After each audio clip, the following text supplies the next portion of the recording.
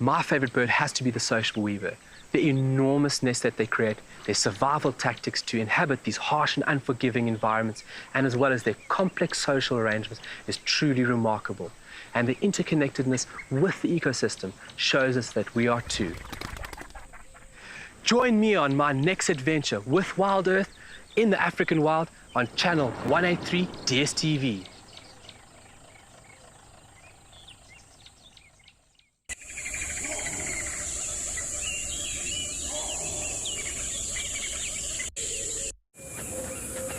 This program features live coverage of an African safari and may include animal kills and carcasses. Viewer discretion is advised. Jumbo, everyone, and have another very good afternoon. Welcome to this afternoon safari. And I have a beautiful male eland here, and this is your afternoon live safari.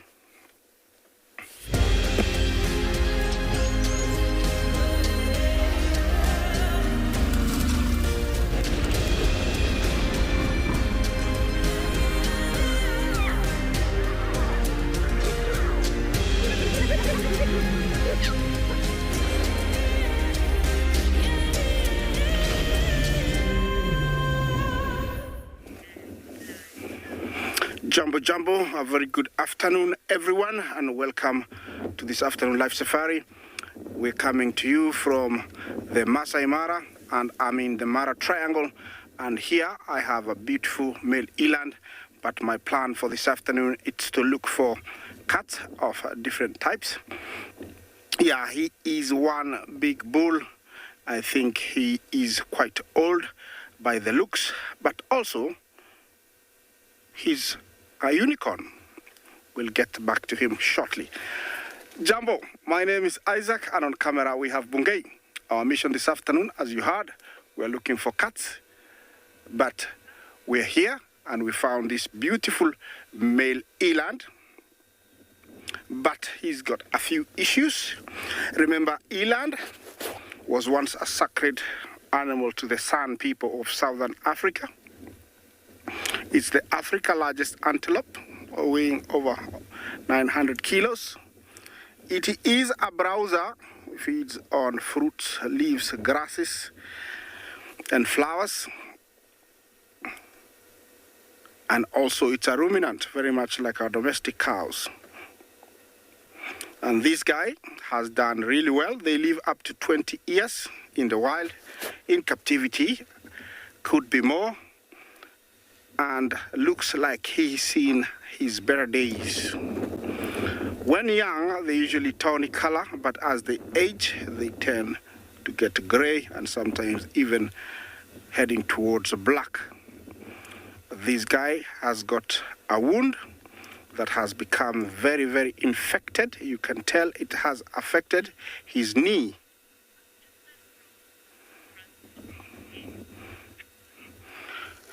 Kuba, Jumbo, what is that growth on in front of his leg? I cannot get very close to investigate, but looks like a tumor, and looks like that is what has affected his health. And I could see him going down to lick it. So it's either painful, but if it's painful, I don't think it could be cancerous. It's just like, you know, he can't bend his knee because it's swollen. I have seen him before. He's been like this for quite a while. But, you know, at his age, I think he is very, very okay. You can tell he's eating really well. So, yes, it does hinder him in walking, but he is fine. Remember that elands are the slowest of all antelopes. Yes, let's take you to another live location.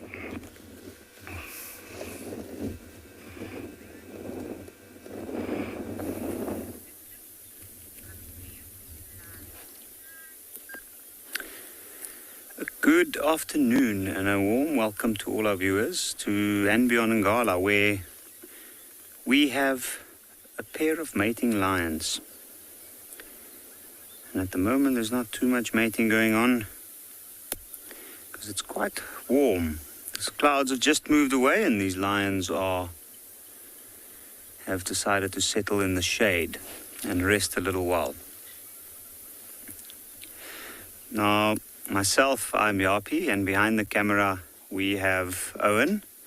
And this afternoon, if you have any questions, then you can send them to #WildEarth questions, and I think we will try our best to answer them.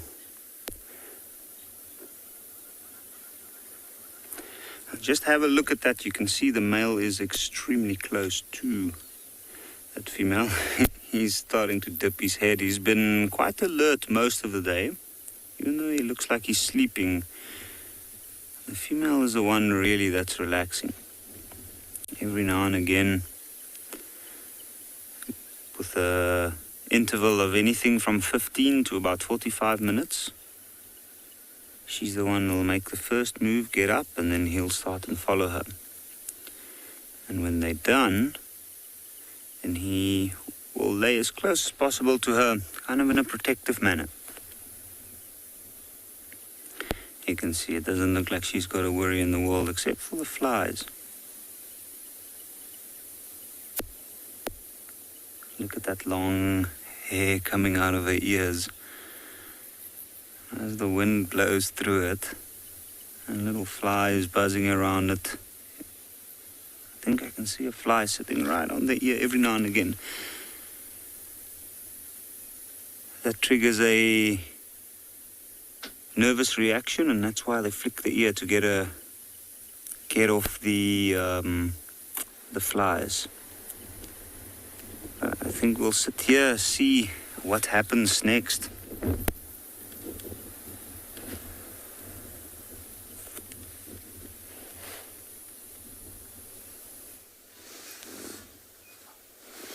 Well, perfect start to our afternoon thanks to Steve's work this morning, and we're able to spend a little bit of time with Tswalu, which is a wonderful way for me to wrap up this stint that I'm on at the moment. So this will be my last afternoon drive for this little bit, and couldn't think of a better way than to kind of spend it with Tswalu, given what we kind of experienced with her last week. So pretty happy that she's still around. She's obviously not going to do too much because the kill is up in the tree, and she's eaten quite a lot, so she's quite full. My name is Tristan. On camera I've got Morgan this afternoon, and like I say, perfect way for us to begin our day. She's hot and tired and is in a situation where she's probably overeaten a little bit. We'll show you the carcass just now to show you how much she's eaten, and so I suspect that what we're going to find from her is that she's going to be fairly kind of relaxed. She's not going to do too much. Maybe, just maybe, she might go and have a drink of water just now. She might head off towards Treehouse Dam area, or she'll just lie like this. It's cooled right down this afternoon. Clouds have come in. There's a nice breeze blowing, so it's really very comfortable. And maybe from here she can then kind of feed on this, finish it, and then she'll leave. Probably, I would imagine, by the morning she'll be done. But what's going to be interesting is to see what plays out with her during the course of the next sort of day. So tomorrow morning will be very interesting with her, because if she's done with this carcass, where she goes to from there will be indicative of what's happened with her cubs and whether or not there is any that survived.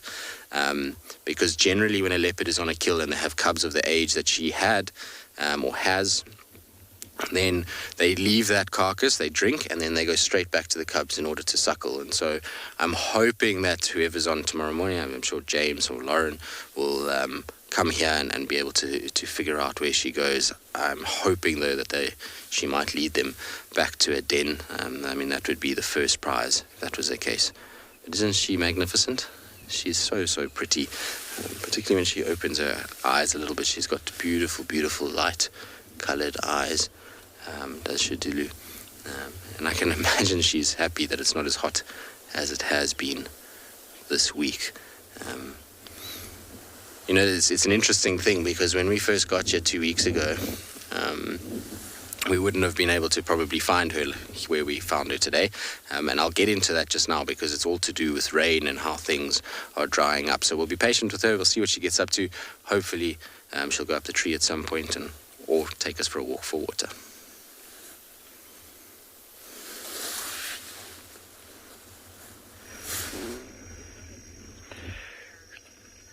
Good afternoon, everybody, and welcome to a warm Tswalu Kalahari. You can see the antelope are preferring the shade right now. Very good afternoon, my name is Kyle, and behind camera is David. Yes, welcome, welcome, welcome. Beautiful sable over here, and a roan right in the distance. The light tanny one in the distance laying down is a roan, and this big, beautiful individual in front here is a sable bull, a male. Still a bit warm. We're at about 84 degrees Fahrenheit, and that's around about 29-30 degrees Celsius, so it's quite warm. But that's okay for us over here. We're used to the heat. We love it, especially David. We're going to continue out west for this afternoon. We've been having a lot of luck out there, and we're going to go once again with open arms to see what Tswalu Kalahari can provide us. Just having intention with going out there, and whatever we receive is what we receive. That's fantastic. We've been really lucky so far with that, and I think we're going to continue. This roan over here busy ruminating. Obviously what antelope do through these midday periods when they can have the luxury of sitting down and relaxing and then slowly digesting the material that they have accumulated from the early morning's grazing. This is also a bull. Male and female do look somewhat similar, but the thickness of these horns and his neck is definitely a male. Well, Madeline, we really can't say that there is, what is the effect already. That's why Tswalu, along with Tswalu Foundation, is running that key project, the Kalahari Endangered Ecosystem Project. And it's basically a project where we are trying to understand not just the system and the animals, but how climate change will eventually affect all these wonderful organisms. So, from my side, I can't say there is a direct effect. Obviously, over the past couple of years, rain has been a thing that's been more variable in comparison to previous years. So that could be a effect already that we're seeing. But this system here is ensuring that we have very, very important and factual data that we can push forward to different societies and say, look here, what we are doing as human beings. We need to change what we are doing. Otherwise, ecosystems are going to start really feeling these environmental effects. So rainfall would be definitely a quick one off the bat, but that's a study that has to be conducted over quite a lengthy time, 5-10 years, eventually becoming evident with certain results. But a great question. I like how you're thinking there with that. It's very, very important that we look at the healthy functioning of these systems because they support us. So in hindsight, if we don't look after it's not going to look after us. So obviously rainfall would affect grass, which in the past 4 or 5 years I have seen the rainfall affect certain animals, and you can see it through the leaner times. Whoa, Rosalit, how many sables are on Tswalu? There's one over here, and I think there's another one down over there. Rosalit, that's actually a great question. We have done a bit of game capture, so I don't want to tell you a number. Rosalit, I'm going to write that down in my bookie, and I will get back to you more than likely this afternoon on this drive and give you a rough figure on how many sable we have on Tswalu. That's a great question. But I know a few were removed and relocated to other places because of the genetic value that they have here on Tswalu to repopulate other places. So I don't want to give you an incorrect number, but I'll get back to you within this drive on that number, Rosette. But quite warm, but what we're going to do is I think we're going to leave these two beautiful animals and we're going to continue. We're basically going to go a little bit further north and then we're going to hit directly due west. We're going to follow the setting sun. And we're going to see what we can scratch up in the dunes.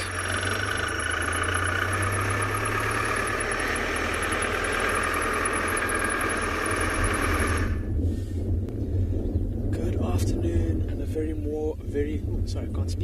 warm welcome to andBeyond Phinda Private Game Reserve, where we have got the most unbelievably special scene on this Halloween day. A rhino in the background, and a cheetah and her cubs in the foreground. Can you believe it?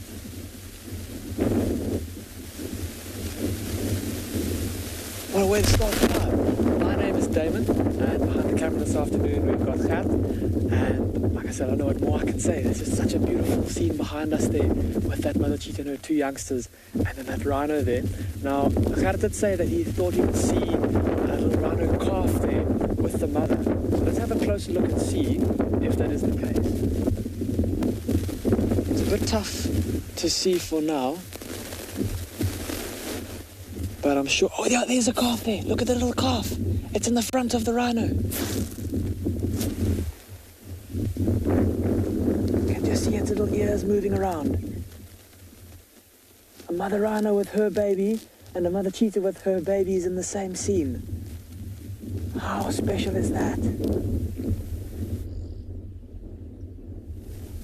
And a little oxpecker also in the back of the rhino. I don't know if you can hear it calling. That chick, chick, chick sound.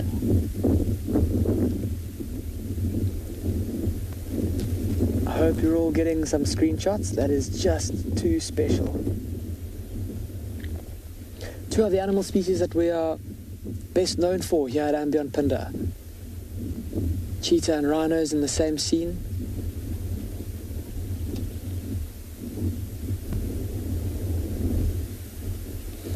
And just like yesterday afternoon and just like this morning, I'm sure you can hear the wind that's blowing through the microphone and see the wind blowing the grass from the left to the right of the screen.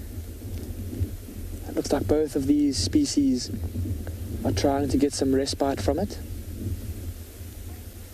The mother rhino with her rear end facing into the wind, and the mother cheetah lying low on the ground trying to get out the wind a bit. This is just too special, everybody, so Gerrit and I are definitely going to spend some more time here, and we'll let you know if anything changes. Imagine if that rhino comes and tries to smell these cheetah.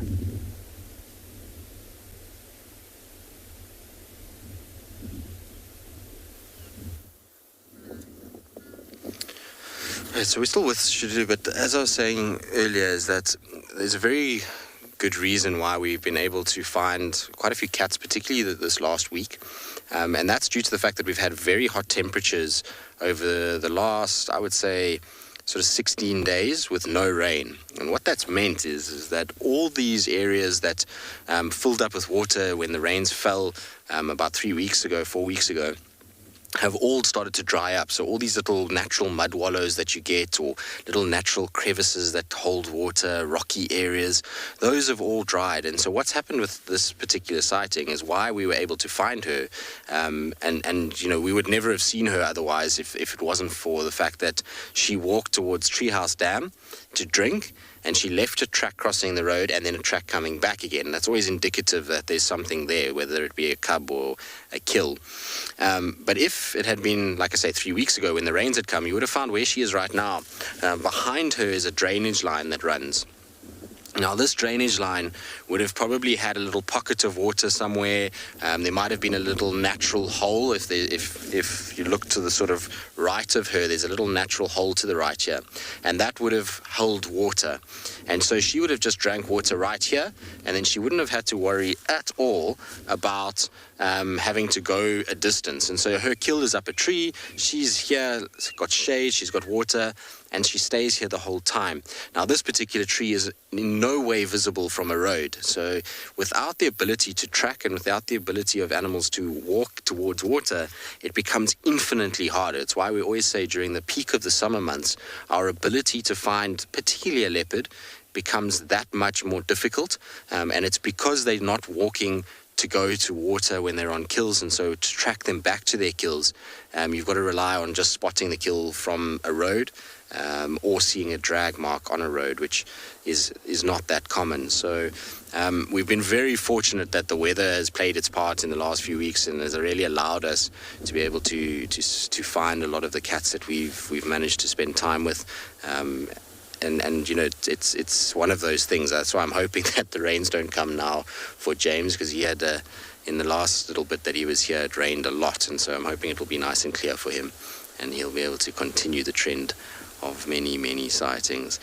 You can see Shudulu's kind of very similar to Tingana yesterday. It's just kind of fighting the sleep a little bit, panting to cool herself down, but also trying to nap, and every now and then wakes herself up.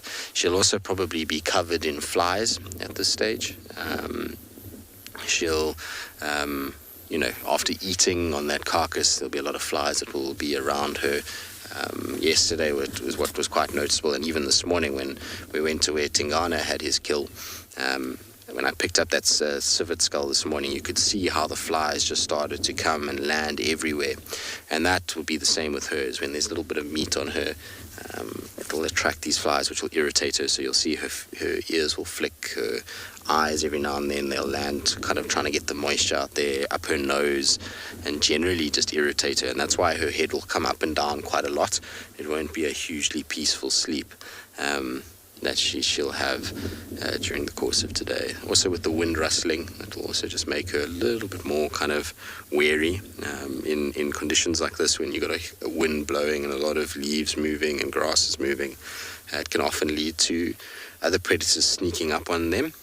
So they typically, as soon as they kind of hear a big gust of wind, they just pop their heads up, have a little look around, make sure there's no hyena or lion or male leopard that's bearing down on them without their kind of knowledge. So it's going to be an unsettled afternoon for her in some respects. We can't see any sign of her stomach. I know that Steve said he got a visual of the stomach this morning, and it looked like there might be little kind of suckle marks there still, which is good news, but it was difficult to tell. I saw a screenshot of it. It's really not easy to be able to tell from that whether or not she's still got cubs. Time is going to tell. I think tomorrow morning is going to be the best opportunity, or sometime tomorrow when she finishes this kill and she starts to move off, in which direction and where she goes. So I didn't get the name, but does Shadulu have a kill in the tree? Yes, it's dangling just above me to the left here. It's a small duiker that's up in the tree there. It's not a very big kill, and she has eaten a monstrous amount since this morning. When they found this kill this morning, it was completely whole, so there wasn't any sign of her feeding on it, and you can see she's basically eaten back legs through the ribs, and it's really just the front legs and neck and head that's left. And quite frankly, that will be, I reckon, by tomorrow morning, very little of that left. I think you'll find that she'll have finished most of that by tomorrow morning. That's also if nobody else finds her. If somebody like Tingana or Mulawati or Hukumuri had to walk into this area, they'll clean that up in 5 minutes. So, provided she doesn't drop it, provided she doesn't lose it to a male leopard, she should still be here by morning, but she'll be finishing up pretty quickly in that morning. I don't think she'll be here for all that long. A duiker doesn't go a huge way, a very long way when it comes to adult leopards. They typically get through it pretty quickly. And I'd imagine she's been quite hungry. She's had quite a traumatic week in many respects, and if she did lose all her cubs, she's going to have expended a lot of energy trying to find them, walking up and down looking for them. And so I expect she was quite hungry before this, and so I'm glad that she's had a good meal. All right, well, we'll say with her, like I say, there's not really much else going on, so we'll see what happens and whether or not she eventually goes up the tree for us.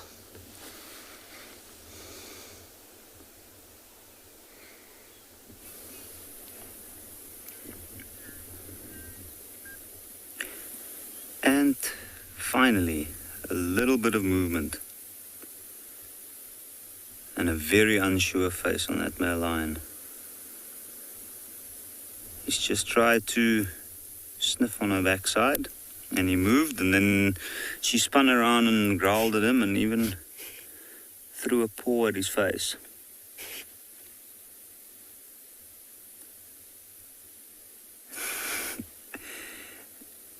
And if you had to ask me what that expression on his face says, it's probably a little bit of disappointment.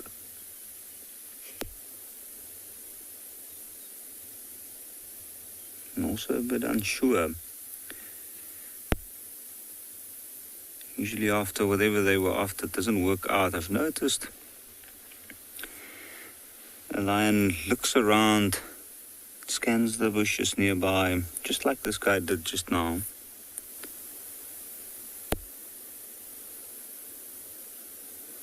But it's still quite warm here, even though you can see the breezes blowing. Look at the leaves around their faces moving.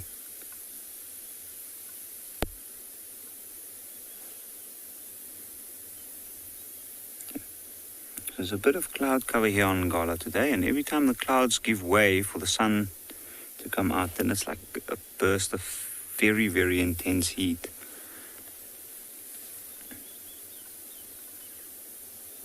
And that might be part of why she is so reluctant to mate at this stage. She's found a spot in the shade, or half in the shade.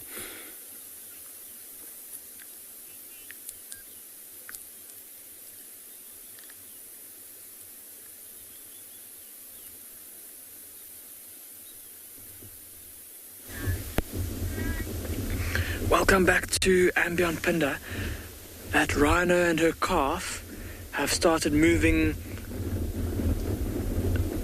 a little bit away from the cheetah, but the mother's been kind of zigzagging backwards and forwards. And I'm still hopeful that she might turn back and cut across towards where the cheetah are. It'd be a very interesting interaction to watch. Would be that between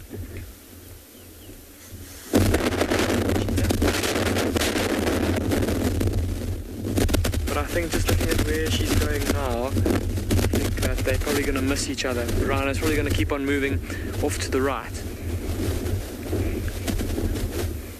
Have a look at her face and how covered in mud it is. It's like she's dug her head into a mud wallow. And they're starting to graze a little bit there with her calf in tow. See how it's not grazing, just following along behind mum. So probably at an age where it's still mainly reliant on its mother's milk, might be tasting grass or have started to feed on grass, but obviously not making up the bulk of its diet just yet.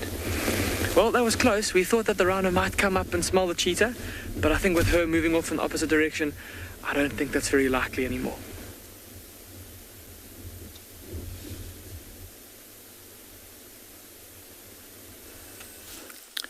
Good afternoon and welcome to the Mara.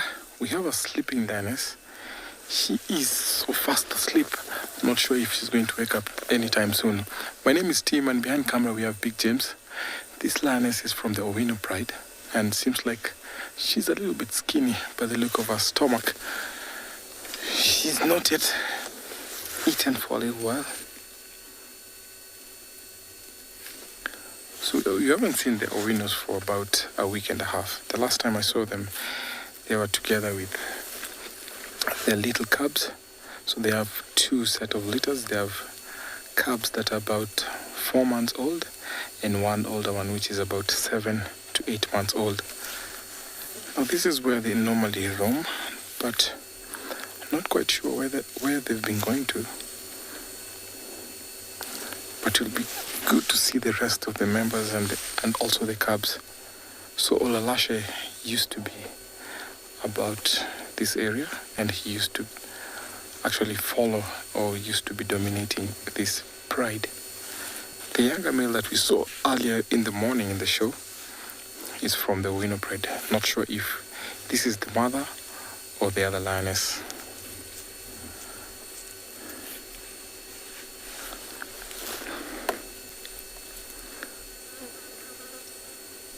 Very peaceful afternoon. You can see elephants up in the distance. By the look of it, she looks like she only ate like about 4 days ago, 5. Look at that stomach. I hope she finds food soon, because she doesn't look that well. She's healthy though, but only that she's not eaten.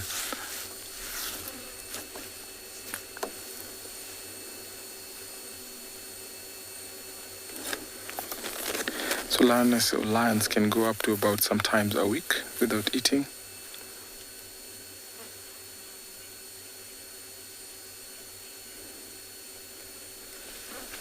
Barbara, thank you so much for your question. Because animals are normally out in the open, so they have their own way of resting. So not only that they need to sleep so that they can be attentive, but they also take rest. So it doesn't matter whether they've slept or not, but sometimes they take intervals during the day to sleep. So that little rest is enough for them because they're always alert. Let's say predators or even plains game. So depending on the adaptation, most of them don't need that much of a sleep to be active. So only lions that can sleep about, let's say, 12 to 18 hours, 16 hours a day. But other animals don't need that much of a sleep. So they're quite okay.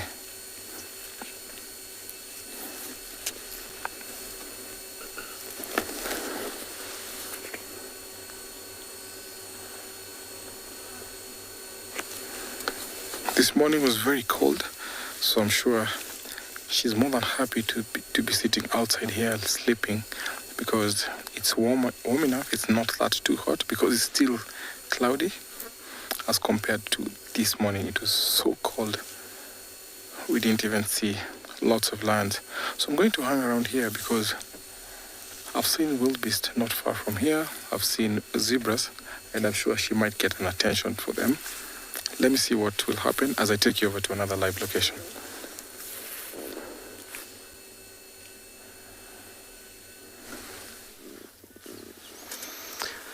Right, well, Shaduru is still same spot as before. I've been looking around trying to see if there's any sign of hyenas anywhere around. I can't see any. I know that Corky was here this morning, but I don't see any sign of her now, but I'm sure they're around. I don't think they would have gone far. Generally, hyenas, when they find a kill for a leopard, don't move too far. They know that there can be some scrap that can fall at any stage, and so I'm sure they're just lying under a tree close by or in the drainage line. That's much better, girl. You look much prettier when you face us and your eyes are looking up. Isn't that beautiful, though? Those light-colored eyes against that beautiful kind of golden coat.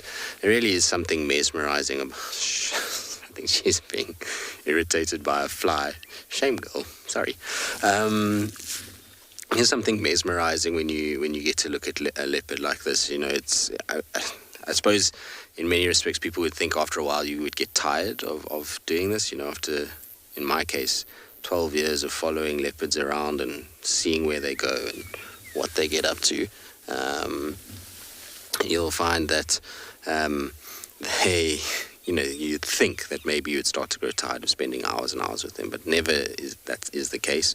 I always just find that they're the most interesting little creatures, and they've got such beautiful coats that every time you see them, you kind of get your breath is taken away a little bit, and you realize how fortunate you are to be in the presence of these cats. So it's a very, very special thing to see. Now, I am having a few little tech issues with what is going on here. Is something biting you? I wonder if she's not getting bitten by ants or something. There you go, you see, she just pulled something off. I would imagine it's ants or something like that that have just given her a little nip. She certainly wasn't impressed by it, whatever it may be. She might actually go up the tree if it gets too much. You see how she's eyeing the tree and she keeps kind of looking in that direction. I think if she starts to get irritated too much by whatever it is that's there, we might see her climb and rather get up where there's not as many insects. I wonder what it is. Ants would be my guess. Maybe she's just lying on a little ant nest there and she's disturbed some of the workers and the soldiers are nipping at her. I have absolutely no idea whether... That's the only thing I can think of. There's not really many other things at this time of the day that would cause discomfort to a cat lying down. Things like beetles generally won't go too close, and you wouldn't get something like a dung beetle bothering her. So it would have to be either, a flying insect, but we would have picked that up flying around her face and those kind of areas. So it must be something on the ground, and really the only thing that could possibly irritate a leopard enough to see her jumping up and down and biting at her fur and grooming, in my mind, would be something like pugnacious ants. They are nasty things that get onto your skin and they bite and spray formic acid, and it's a pretty uncomfortable experience if you get them on you. So you can feel for her when you see her doing it. All right, well, hopefully it will be enough to drive her up the tree. It will certainly be an epic thing to watch her climb this particular tree. It's a long, straight one, so we'll just be patient and wait.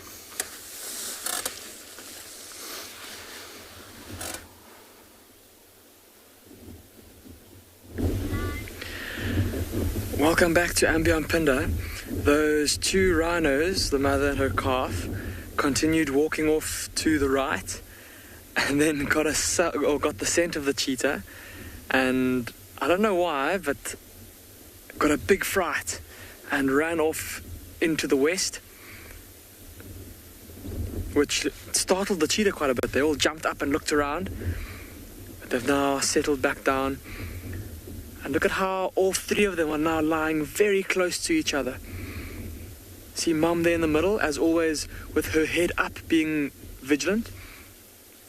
And you look behind her, you can just see the long fluff of her one cub that's lying with its back to her back. And then her other cub lying in the foreground here, with his chin on the ground and his back and shoulders facing towards us. And they're all touching each other. They're all lying very close together to keep each other nice and warm in this frigid wind.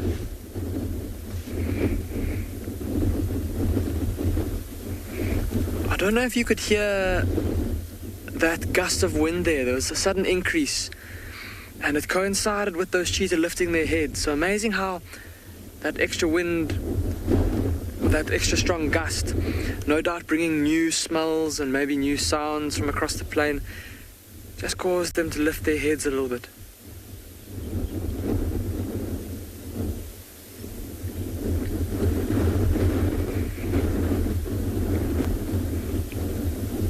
Have a look at how that cub on the far side there, still looking around, still listening. Mum looks pretty relaxed though. Look how she's closed her eyes again, gone back to sleep. And now both of her cubs have done the same too. Now, we're very close to where we left this mother cheetah and her two youngsters yesterday afternoon.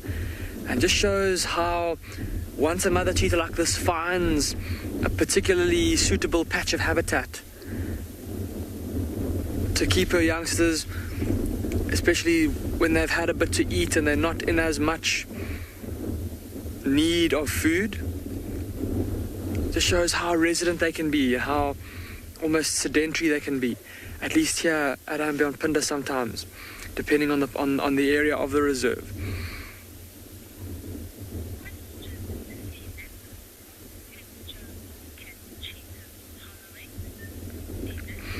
Seanak, you're asking about the temperatures that cheetah can tolerate. Seanak, they've got quite a wide temperature tolerance. Thinking about the places where you find cheetah in Africa, of course we get them throughout much of subtropical and tropical Africa, where, for example, here at andBeyond Phinda, the temperatures in December and January you can get upwards of 40 degrees Celsius, so more than 100 degrees Fahrenheit. And think about also like the Kalahari Desert over at Tswalu, where it also gets very, very, very hot, very dry in the middle of summer. And of course cheetah thrive there as well. Even up on the fringes of the Sahara Desert, there are small populations of cheetah up there, and they survive up there. On the flip side of things, coming back to the Kalahari and coming back to the Sahara Desert, where temperatures in winter can drop well below freezing, and yet cheetah can still survive there. I recently saw some photographs from a reserve further southwest, in the southern parts of the country, where towards the interior they get snow in the winter. And I saw some photographs of cheetah in the snow, and they seem to be doing okay there as well. So quite a wide temperature tolerance, Sinak. So very hot to pretty cold. I don't think they can tolerate quite the same cold as something that lives in much colder areas. Something like a wolverine that lives up in the northern hemisphere, in areas that get much colder than it does here in the subtropics. But still a pretty good temperature range tolerance. Yeah, the temperature here at the moment isn't that cold, but it's the wind that's making it very chilly. There's a cold wind blowing from the southwest, and that's typical of when we're going to get rain here at andBeyond Phinda, when we get that wind blowing from the southwest, and that brings in these grey sheets of cloud. And even now, as we sit here, I can see off in the distance to our west and to our south, it looks like there's sheets of rain that are coming past us and also approaching towards us. So we'll keep a lookout for that. I don't think we're in any danger of getting rained on just yet, so no need to put ponchos on yet, everybody. We should be okay for now.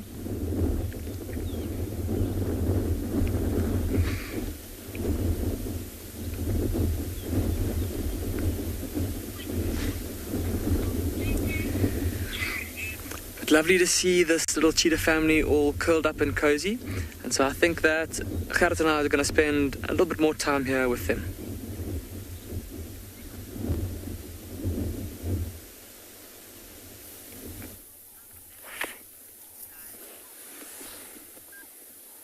And not much has changed over here. You can see even the male's decided to put his head down. The shade's moved a little bit and the wind's quieted down slightly. I think the female's fallen asleep. If I look at her tail, if you look very carefully, you can see it's over the male's front paw. And it's not twitching, not even her ears at this point. I think she's fallen asleep properly, which is probably not very deep.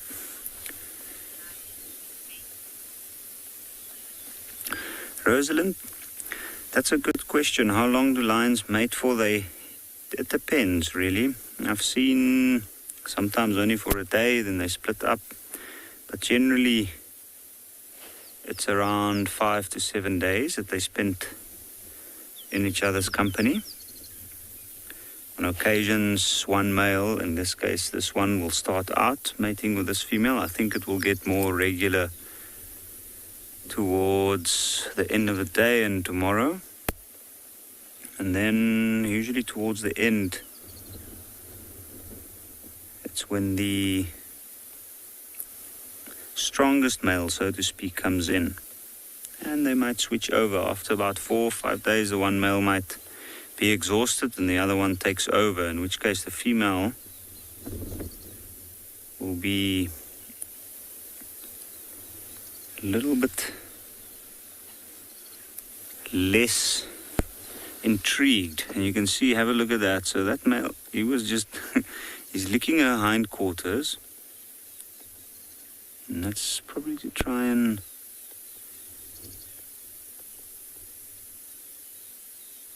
pick up any chemical signs from the back.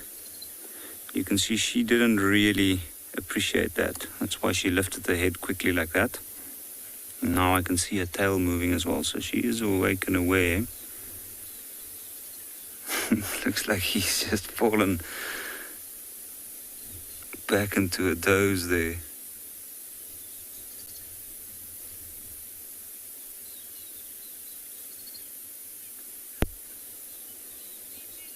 Well, I don't think at this point that she is keen. It might be a few more minutes, so we'll stay here and see if it changes.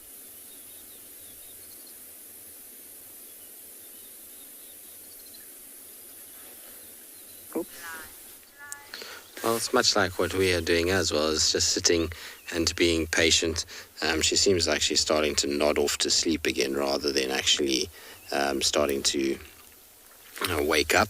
I was hoping, she looked up into the tree a few times and kind of had this sort of glance as though she was going to go up, but those eyes are starting to get quite heavy now, and it almost looks as though she's about to kind of flop to the side and go back to sleep.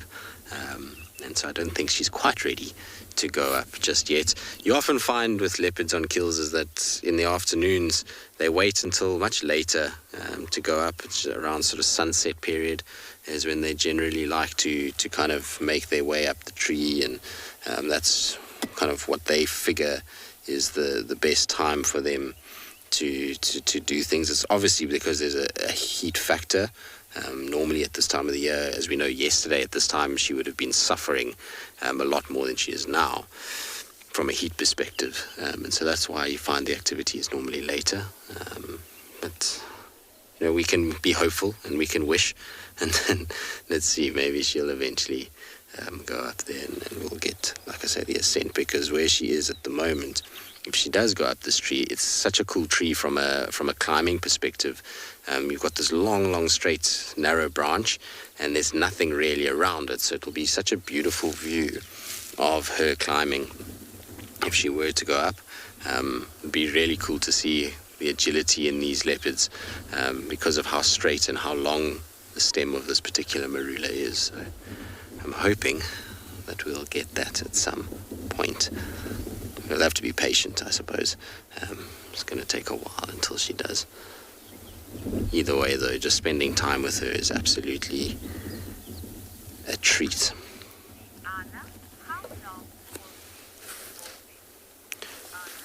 Deanna, you're asking how long she'll be mourning for. Well, it depends on a number of factors. So, in her situation, if she still has another cub, then she will already be focused on carrying on the raising of that cub. The death of one cub will, while she would have looked for it for a couple of days, she still has a duty to fulfill, and that is to keep the other cub safe. And so that distraction means that she gets over it pretty quickly because of the drive just to keep the other cub alive. If there is a surviving cub or cubs, it's possible for leopards to have more than two cubs. And so, then we would probably find that her mourning process is already over. Often you find, though, if the animal was able to see what happened to their cub, then they often get over it faster. And in her case, she saw exactly what happened. She watched the hyena eat her cub, and she went to look for it in probably desperation in order to see if maybe somehow that cub had managed to escape and then get into a thicket or something like that. So I think you'll find that her mourning process will be very, very, very, very small and short, based off the fact that she saw it or that she has a cub already. And so her looking around for a few days, not finding the cub, she'll know pretty quickly that, that cub didn't make it and that it's gone. And so, she's got to get on with it then. Her life has to continue. Ultimately, being a part of these ecosystems, life is always at a delicate balance, and she's got to still find food, she's got to find water, she's still got to keep other females at bay, she's still got things to do as a leopard. And so she'll very quickly start to get back into those kinds of things. And we know with leopards or with cats in general, when they lose litters of cubs, the body goes back into an estrus pretty quickly. So it can be as quick as 3 to 4 weeks. Generally, it's a little bit longer than that. You don't normally see them mating until, I would say 6 to 8 weeks, sometimes even 12 weeks, until you start to see them really showing signs that they're trying to attract a male. But the process for them is they've still got to survive, and so they can't spend too much time mourning the loss of a cub. It's something, it's a weird concept for humans to understand, but she'll very quickly realize whether that cub is alive or not, and then carry on with what she needs to do. She's been through this before, so previous experience with losing a cub will stand for something in her world. You must remember that she lost her one of her previous litter to, well, I'm actually not even sure. There was so many conflicting reports about it, and so she definitely will have been through this and will have had to learn from that experience, and that will then mean that her period of time in terms of adjusting to losing the cub will probably have changed somewhat from that first experience to this one. Either way, though, they definitely go through a period where they're in distress. They're looking for cub. They stressed by the fact that they can't find it. It's not a nice thing at all. And so it's good that she's got a meal. It's good that it's up a tree and she can have a fairly calm, relaxed time of it. And hopefully no males disturb her on this particular kill.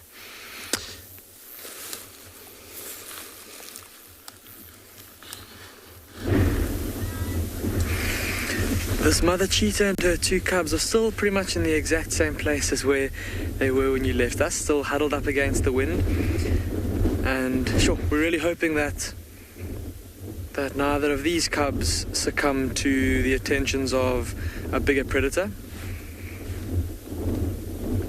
And Mom's done very well to have gotten them to this age, and with each day that passes, their chances of reaching adulthood get better and better. She's done very well to have managed to get these cubs, which make up her full litter, from birth to this age, having been born around the end of February. So they're now approaching their they're about 8 months old now. And the older they get, the better their chances will be of making it to adulthood. Them being two males, they'll more than likely stick together, be able to form a coalition, and help to support each other during those early years of independence from their mother, where finding food will be tough and catching food even tougher. And they'll of course have to avoid the attentions of bigger male cheetah, dominant male cheetah. For now though, that time seems to be very far away.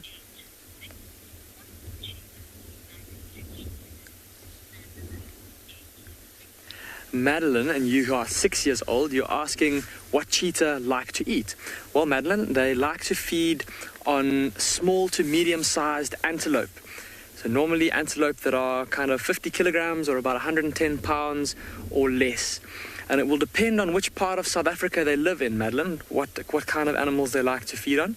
So here at andBeyond Phinda, the most common antelope that fits that kind of size category for this mother cheetah are Nyalas and Impala.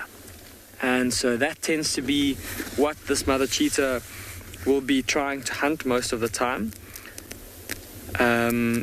She also might eat things like grey duikers, or here at andBeyond Phinda we get a kind of duiker called a red duiker.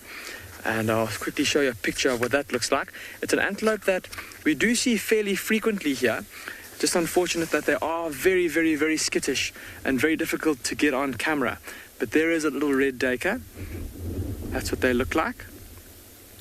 And that's about how big they are compared to a person. So very small antelope, Madeline.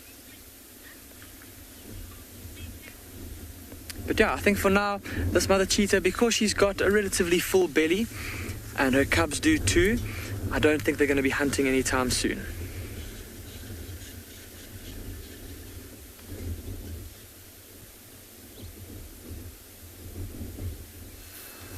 I wish those cheetahs a success, because every animal needs to eat. Now back here in the Mara we have bunch of zebra. Wow, and you can see the hornbills come to visit. So they've picked a spot where some of them were actually dust rolling. Not sure if these two will dust roll.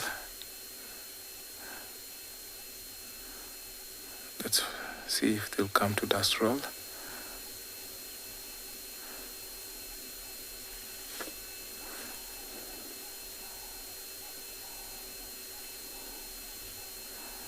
Not so sure.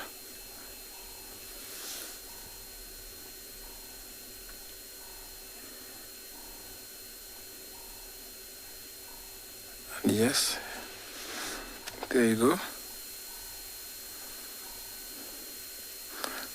That's the common behavior they perform to remove parasites and other biting insects from their skin. So we always see them once in a while or quite often when they do that. It's a common behavior witnessed in zebras. And sometimes you'll find other animals. I've seen the warthogs do the same. So they always pick a spot. You see most of them as they're walking towards the right of the screen, they'll come here, yes, and then lie down and do a roll, which is very nice to see.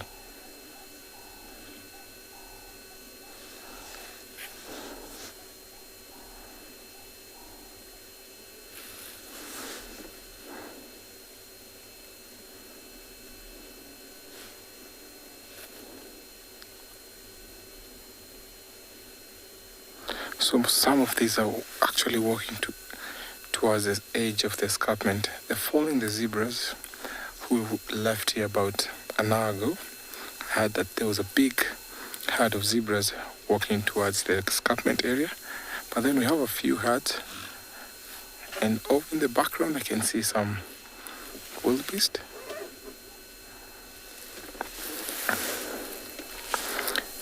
They all walk together because they favor the same grass. They come in together very well when it comes to security alert. So zebras will warn the wildebeest when there's danger, especially because they have very sharp eyes. So these zebras live in a very loosely organized home range. We have sometimes residents who are in some parts of the Mara, especially in the wider parts of the Mara and the conservancies. Other than here, we have only the migrants who come once in a year and then head back to the Serengeti. So it's actually interesting because these herds live about one stallion, about 12 mares, which is very interesting.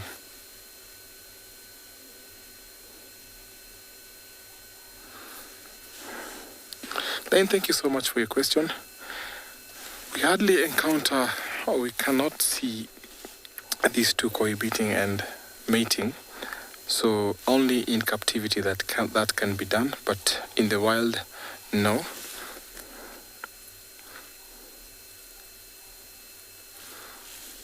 So each member here can recognize the members of their group by sight, by seeing them, and actually by the voice they call.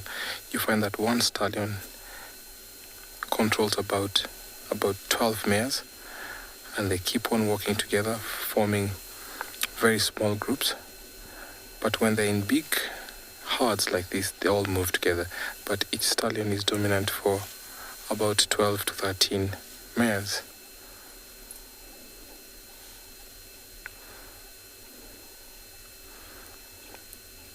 Of course, there's an advantage of them walking together with the wildebeest because of the level of the grass that they get to eat. They eat the medium short grass, while the wildebeest will always come in fast and eat the taller grass. So it's always an advantage walking together.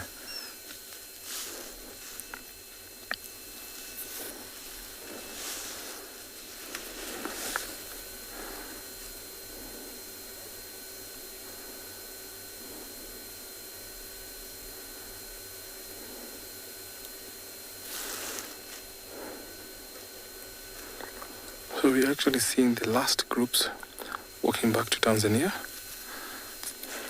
And I'm sure by mid next month we'll not be seeing any wildebeest or zebra.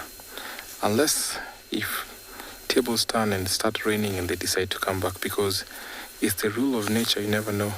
You cannot control nature. You can see the wildebeest coming slowly. You look at them, they're walking in a single file. Very, very nice.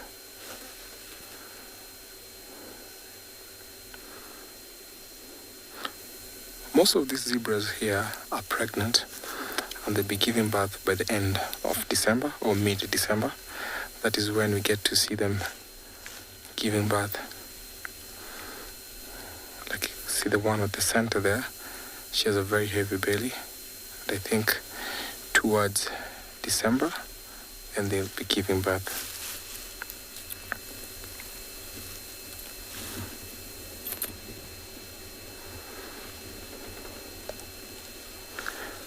It's a nice spot to watch this plains game grazing, so I'm going to hang around here for a little while, wait for those wildebeest, because we are not far from where we saw those lions sleeping. So I'll take you over to another live location.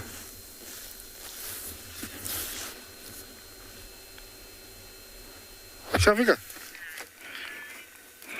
Well, we have giraffe here, and they all look very comfortable and, happy, doing what they do best, browsing. Look at this, the color of this guy is much darker, and very much like in other animals and human beings, we tend to have to lack some melanin in our skin, or either it's too deep or light, and this is the same with this giraffe.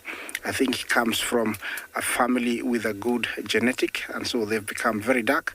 Unlike these ones here that are very light, they're all happy, doing what they do best. Remember, the giraffe is an endangered species all over Africa. We have less than 100,000, and the main threat facing the giraffe from this Masai giraffe to the southern giraffe is all habitat loss and a bit of poaching here and there. Habitat loss is caused by cutting down of trees for construction material and also for charcoal for cooking. This is a very beautiful scene you see here. Yeah, the giraffe particularly we find here is called the Masai Giraffe, and they are in very big, what we call Tower of Giraffes. They're all over here in the Masai Mara, and they have found a very safe haven, so they're coming back in a very, very good way. Over here, I can see that we have a good number of females and males. You can tell that one definitely it is a female for many reasons. It doesn't have the belly button, and also it's got hairy tufts on top of its ossicons. They go in groups called Tower of Giraffe.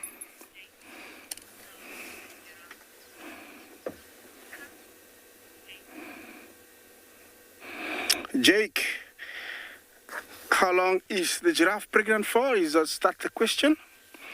They all carry their young for about 14 to 15 months. A very long way.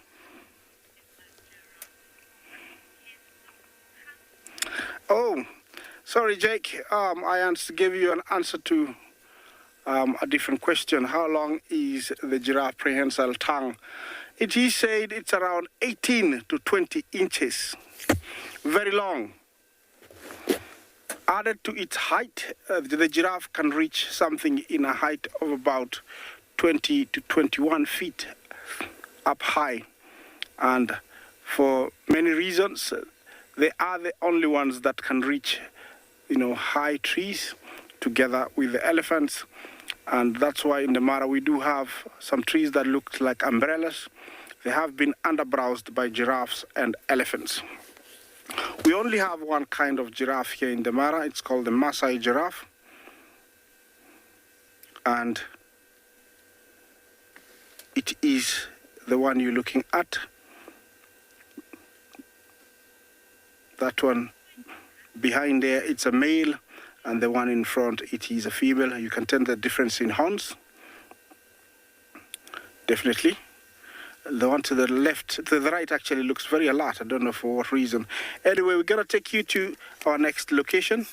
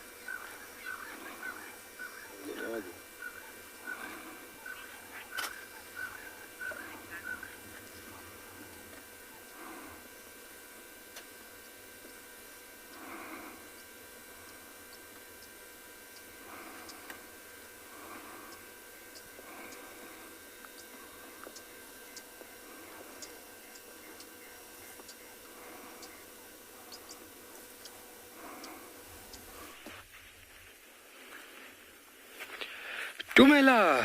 Hello and welcome to Tswalu Kalahari. Hello, hello. On our way out west, we got stopped here by something. My name is Carl, behind camera. David, welcome. We got stopped by that beautiful white displacement of little things out there. We initially thought it was a bird that got taken out, more than likely by a raptor. But on closer inspection, we found these beautiful little things. That over there, in between my fingers, is a seed. And that is what is shining in the background. That is multiple seeds laying on the ground from a plant called a Jasmine Creeper. And if you take a look at that, that is quite an amazing form of seed dispersal. If you take a look at seed dispersal, it happens in multiple ways, either by barbs, sticky substances, animals, birds, you name it. But one very efficient and widely used method is that of by wind. Pretty incredible. So this is the seed pod itself, and look at how these seeds are jam-packed inside the seed pod. So this would have been the pod with its other section across there. Oh, hello, Mr. Ant. Let me just get him off my hand. And obviously with the drying conditions, the seed pod would have started fracturing and eventually would have opened up like this. And then via the wind, a very efficient way of dispersing one's seeds. Doing it like this is a very easy method to pick up the wind and disperse one's seeds, but you can have seed pods having wings, tiny little blades, obviously, to ensure that this little seedling is moving away from the parent plant. And wind is a very efficient system. Sometimes we find wind very disturbing if you're fishing or tracking, birding, you name it. But wind is a very, very important factor for multiple things, just like this.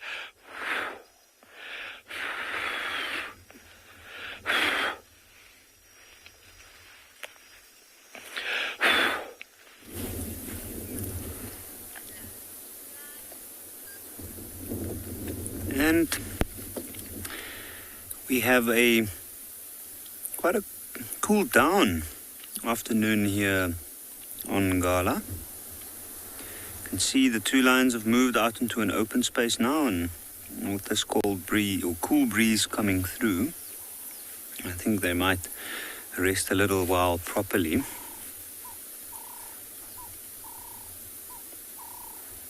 And there's a pan of water in the background with quite a lot of impala further back. I think a good place to be indeed.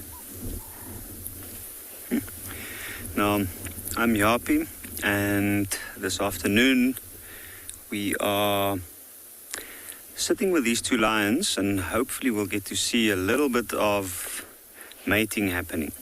Today is the first time that they've been found together. And if you have any questions, you're welcome to send them to us, and we'll do our best to answer them.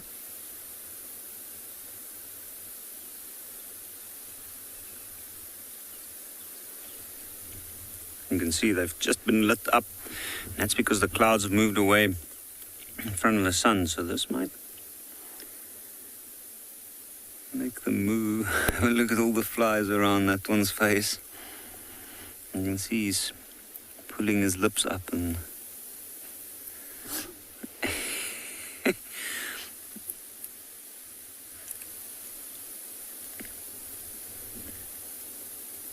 you can just see the flies around where the whiskers are.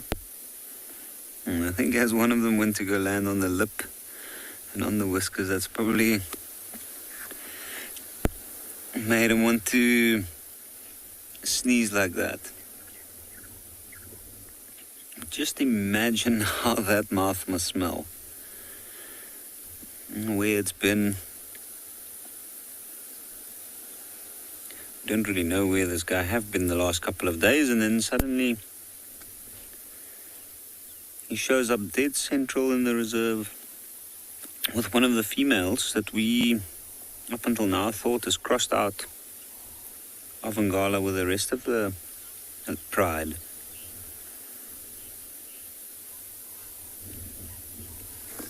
Jackie, that depends. Sometimes it's only a few days, and sometimes it can go up to about 5, 6, even 7 days in an extreme time. I have seen them together for longer, but then towards the end of that, there's usually no real mating happening. The male just hangs around. There's a lot of factors that might change the situation. If the pride does make their way back into this area from wherever they are, she might decide to get up and go towards them. Also, there's always the chance of another male lion making his way into the area. Just have a look at that unbelievable scene and see the clouds in the background.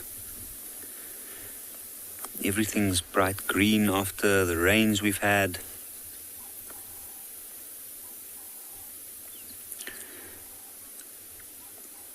And two extremely content lions.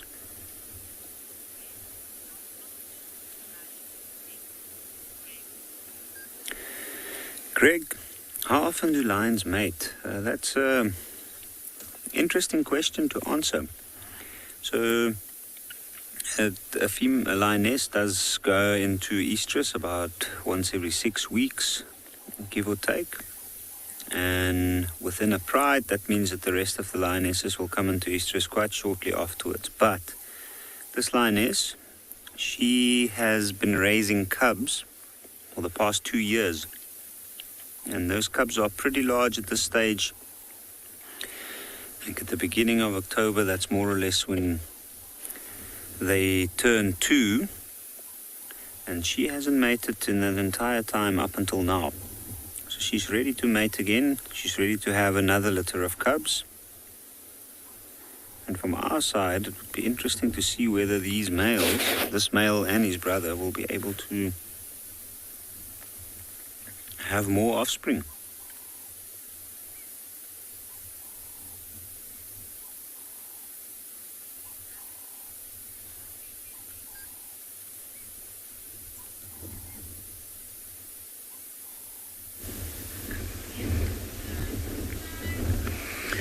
Good afternoon from a very chilly and windy andBeyond Phinda, where we've got this beautiful mother cheetah and her 2 youngsters curled up against the chill. How fantastic is that? My name is Damon, and behind the camera we've got Ngala this afternoon, and it's just so fantastic to get to spend some time with this mother cheetah and her 2 little ones. We've been spending quite a bit of time with them over the last few days, and just super cool to see them all hunched up like that, trying to keep warm against the chill of the wind.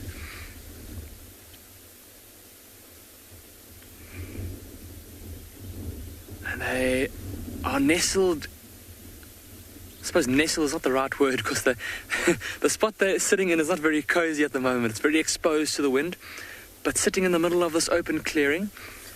And we've been seeing lots of different kinds of animals, different kinds of herbivores moving around on the outskirts of the clearing.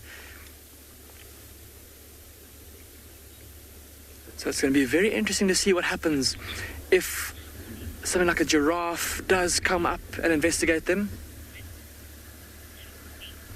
Tony, you're asking a very interesting question. You're making reference to the hairs that are on the inside of the cheetah's ears. Tony, you're asking if it's to muffle wind. Now, Tony, I suppose that they might serve that purpose. Another very important function is that, of course, those ears are very sensitive, and there's, obviously, it's the ear canal that's on the inside of that. And they won't want anything crawling inside there, like insects or anything like that.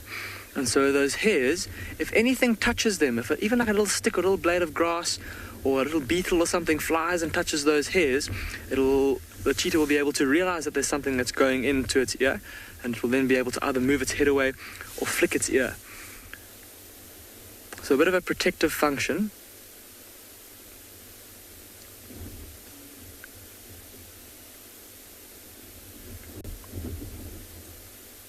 Look at that one in the middle, and how it's looking off to the right. I wonder what it's seen. Just now, oh, there's a giraffe there. It's a bit difficult to see now, so I don't think we'll pan the camera there just yet. But a giraffe just crossed a bit of an open clearing in the direction of where that cheetah cub is looking. It's now behind a bush. If it does come out, we'll turn the camera and face towards it. But that's what that little cheetah cub has seen. Incredible that from so close to the ground, it was able to spot that giraffe on the other side of those bushes. Just shows how sharp their eyesight is already at this young age.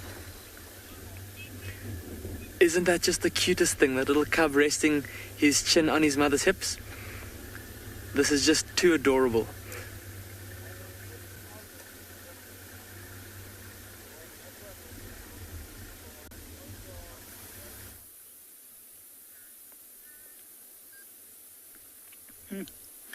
Talking about herbivores approaching predators, if we have a look straight at the back where that little pan is, it's a seasonal pan, so areas like this usually get started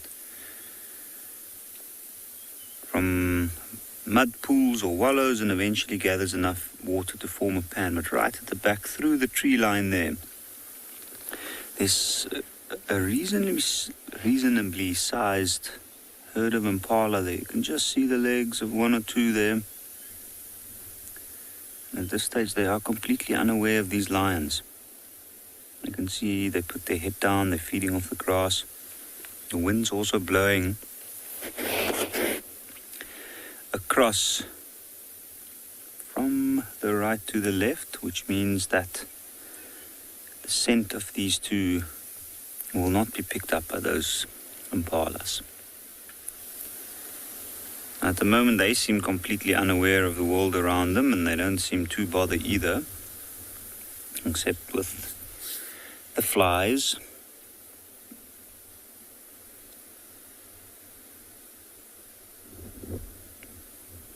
Notice the tail up.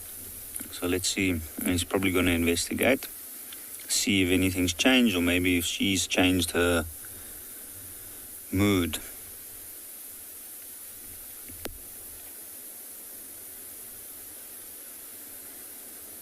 How amazing is that mane blowing in the wind?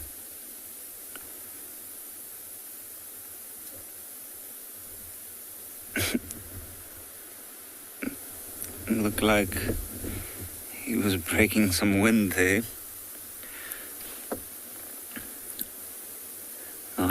I find a large male lion fascinating with a fully developed mane. Seanak, how overprotective are male lions when mating with females? In this case, this guy is very protective, like way too overprotective. I've seen him chase other animals. We keep our distance from him as well. If you look at that eyes, you can see he doesn't look very impressed with a lot of things. But he is quite overprotective. We don't see him stray far from a female. He stays very close. You can see he's unsure. He wants to make a move, but he knows also that she might react, and the reaction that he gets might not quite be what he wants. So my guess would be, in this case, if he's going to try something, he might move around towards the back, try and sniff her backside again. If she retaliates, he might just move and lay down. He's trying to look preoccupied. And he's probably caught a glimpse of the impalas in the back.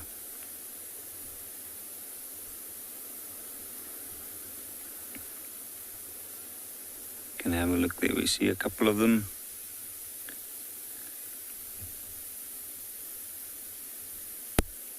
Now you might wonder, what are the chances of this lion actually grabbing one of those? I don't think very good.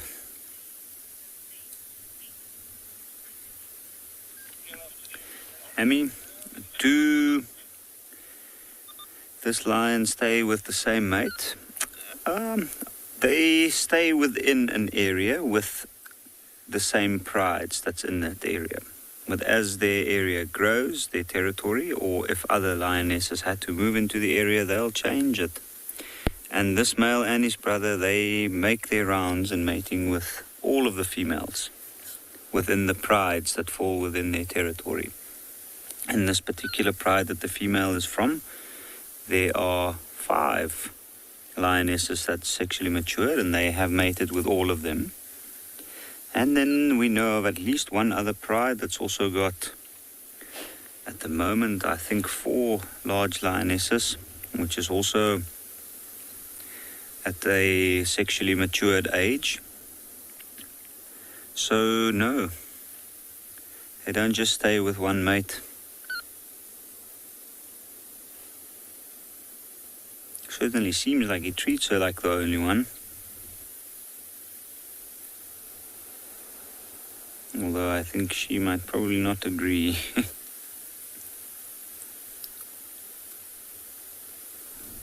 And you can see now he's just dipping his head again. No activity, no signs from her side. Now I've seen before where the male is often the one that, especially at the start, he'll get up, he'll try and move towards the lioness, try to make the first move. And then it goes through a stage where she's actually the one initiating.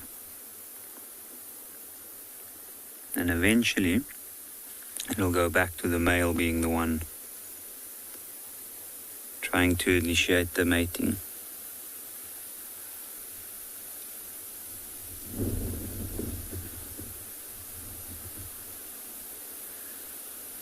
But he does take the careful approach, even though he takes his aggression out on anything else that might be nearby. From her side, she is very capable of giving him a serious injury if he's not careful.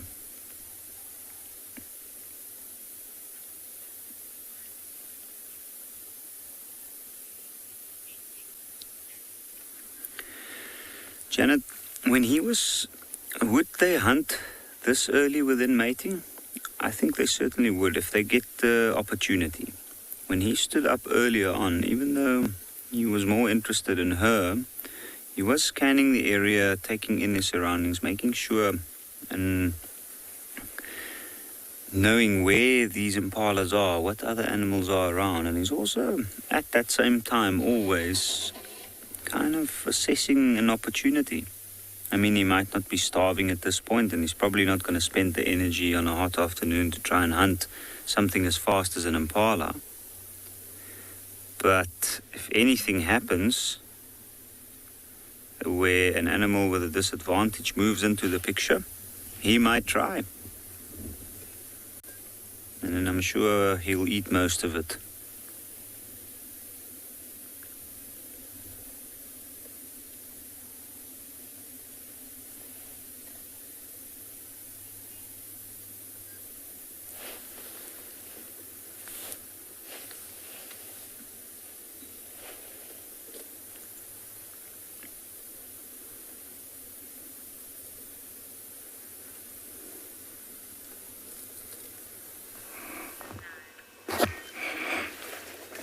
Well, look at what we have here. A lioness from the Owino Pride. From a distance, I was very excited. I thought it was a leopard, but I looked closer. And yes, it is definitely a lioness. It's one of the Owino daughters. This is a female, and she's got 2 cubs. They're quite spread out, around this area. Yeah. Hi there, I'm Isaac. Remember to send in your question. I'll answer them right here. And I'm very, very excited to find these lionesses, because the whole morning I was very desperate to find a lioness, and I was wondering what was happening. But I'm very delighted that, I can get to share these beautiful lionesses with you this afternoon. Well, she looks like she loves that spot. It is very comfortable.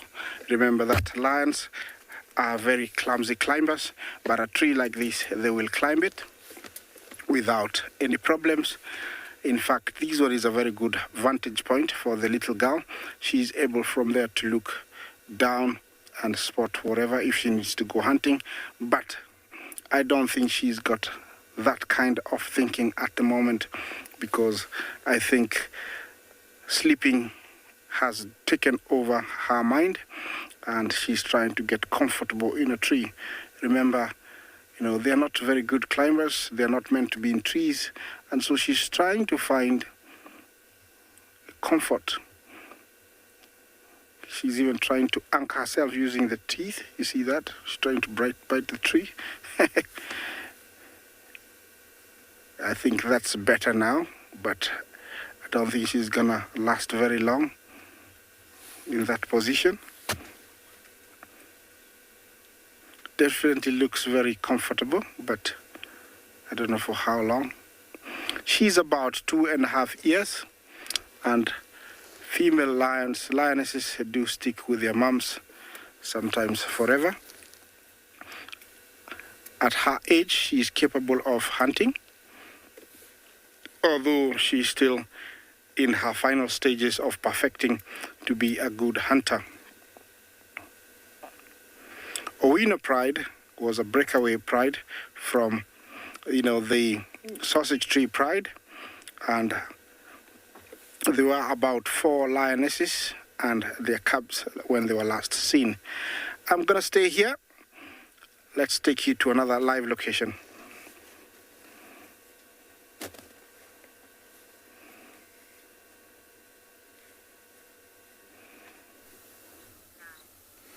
Well, how exciting is this? This is something very, very special for Djuma. That is 3 cheetah all together. I'm so excited we found them. We got a report that they had tracks for them this morning but couldn't find them. And so we came into this area and we've managed to luck out and we found the mom with the 2 little ones, which is super exciting. And I can't believe that we've actually got them. This area is renowned for its leopard viewing, but not so much for its cheetah viewing because, well, it's generally not the greatest bush for cheetah and they don't do very well here because of all of the leopards and hyenas and lions that we have in this area. It's a tough place for cheetah to raise cubs. And so for her to have these 2 cubs and the fact that she's doing so well, we have seen signs of her in the last few weeks, but we haven't really had a great sighting of her as yet. And so this is the first time we've managed to find her in a really nice area. And I'm just super excited to kind of see them. It's a thing that we, like I say, I mean, we spend a lot of time out here and we see a lot of leopards and they are shy and they are reclusive and they can be difficult to find. But for this particular part of the world, this is very, very special.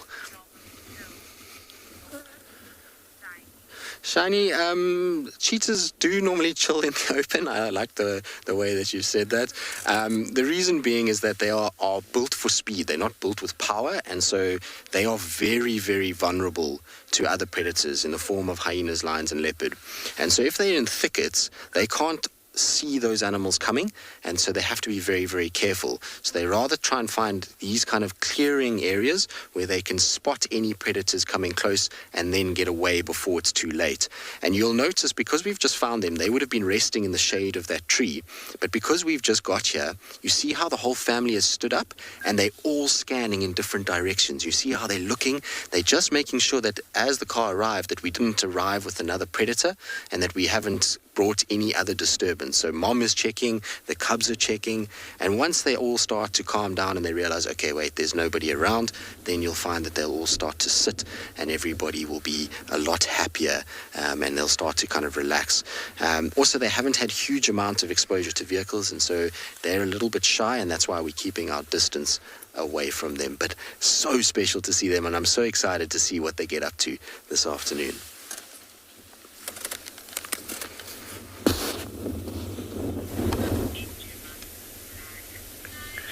From cheetah in the Sabi sands back to the cheetah here at andBeyond Phinda. Look at what's going on, everybody. See the mother cheetah here in the foreground, and in the background there's a young male impala.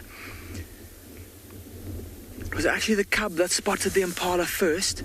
There's a wildebeest there too, and the cub's body language gave it away, or the mother lifted her head, saw her cub staring at something. She immediately noticed the impala, and she's now started to stalk too. Now, where those impala are, oh my goodness, they look like they're so close, but in reality she's probably about 100 meters away from them for the time being. They're the cubs watching mom, learning from her, watching how she stalks.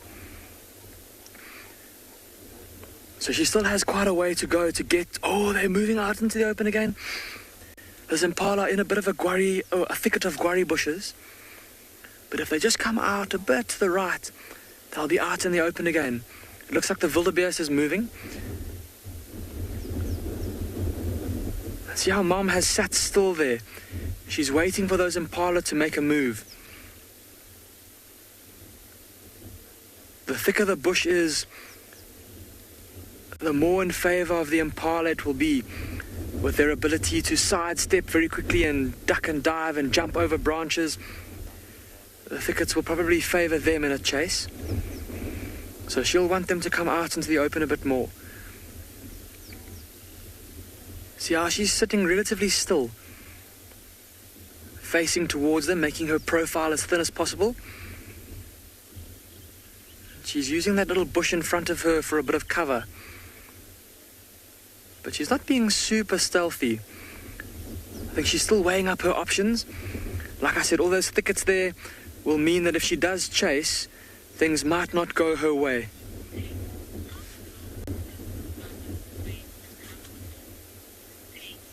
Tate, you're asking how long this mother cheetah will raise her cubs for. Tate, it will depend on a couple of different factors, but on average, it's normally about 18 months where the cubs will leave their mother, so about 10 months' time from now. It could be, though, a little bit longer. It could be even a bit shorter. In fact, this mother's previous litter of cubs, only one survived. I think it was also a litter of 2, if I'm not mistaken. Maybe 3, I can't quite remember offhand. But only one of them survived to independence, and shame, that poor little cub was left on its own, or was kind of pushed away by its mother when it was only a few months over a year, somewhere between a year and a half. See how she's watching those impala very carefully. Those impala, see how it's got its head down, and that's what all the other members of that herd are doing. They're all busy grazing, and that's good for her. If their head's down in the long grass, it means that there's a lesser chance of them spotting her. And again, listen to the wind and how it's blowing through the microphone. And that might help her in terms of concealing any sounds that she might make if she accidentally steps on a dry twig or a dry bunch of grass. The sound of the wind will mask her noise. The wind is also blowing from the impala towards her, so they won't be able to smell her. JC, you're asking if this cheetah will try and catch a wildebeest. JC, it's highly unlikely. She's a lot smaller than one of those wildebeests. If there was a wildebeest calf here, then she might try. But because of how much bigger that wildebeest is than she is, I mean, it could be 5 times, maybe even more, 5 times her own body weight. So for her by herself, that's a very big, dangerous animal to try and tackle. But something like this impala will be much more her kind of size prey. On the other hand, though, if her 2 sons make it to adulthood and they stay together as a coalition, then an adult wildebeest is something that they might be able to try and hunt. There we go, she's moving again, just stretching a little bit, trying to get limbered up. She's been lying down, curled up for quite some time now, so her muscles will be tight, and now she's stalking. Look at how her ears are out to the side. Oh my goodness. Look at those black spots at the backs of her ears, helping us to keep track of her, but also helping her cubs to keep an eye on her. And we can't move now, everybody. Any movement that we make might interfere with the balance between predator and prey here. We don't want to give either party an unfair advantage. She's circling around, and the cubs are following in her footsteps. Oh, she's sitting down again. Almost like, I think she's just feeling that she's reached that little bit of a depression there. I don't know if you can see. She's in a bit of a dip there. And so it'll be a bit harder for the impala to be able to see her.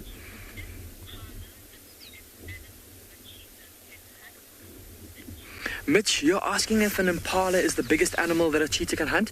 Mitch, no. Like I was saying, for 2 males or a group of males, they might be able to take down a wildebeest. I've even seen a single male take down an adult wildebeest cow before. I've even heard of female cheetah by themselves taking down adult kudu cows, of course. So that's the biggest animal that I've heard of a female cheetah taking down, Mitch. And that's a big animal. Think about a kudu cow. That's at least 3, maybe even 4 times as heavy as what she is. The cubs are following along, because at this age, like I said, they're about 8 months old, so they'll be at the age now where they're going to be wanting to learn how to hunt, and mom will want to teach them about hunting and about how to kill things. But they're going to have to be careful, because they're moving around like this is not going to be helpful to mom. While the added weight when she actually catches something might be a bit helpful, the excess movement might give her away.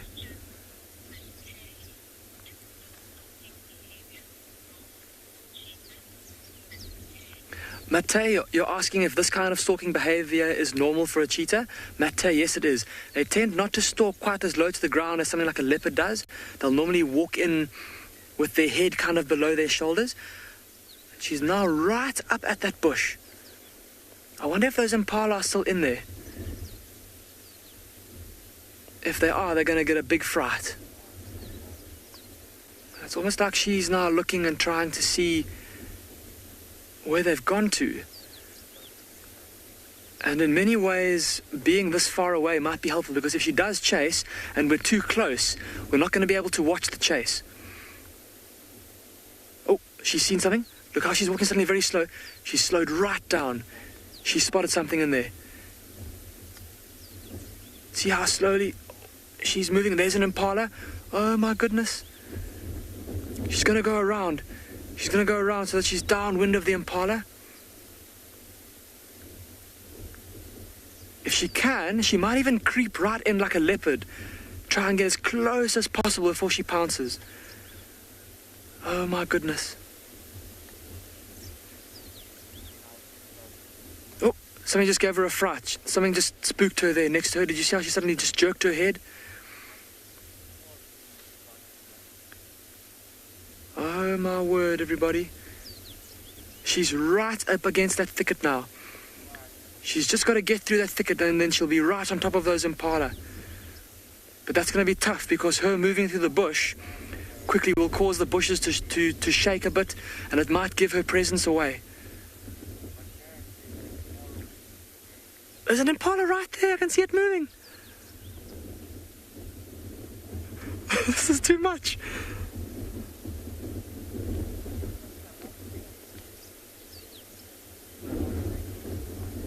And we'll take our cue from what happens here. If she starts to chase, if the impala start to run, I think we'll probably try and watch from here, because if we go rushing in, we're probably not going to get to see what happens.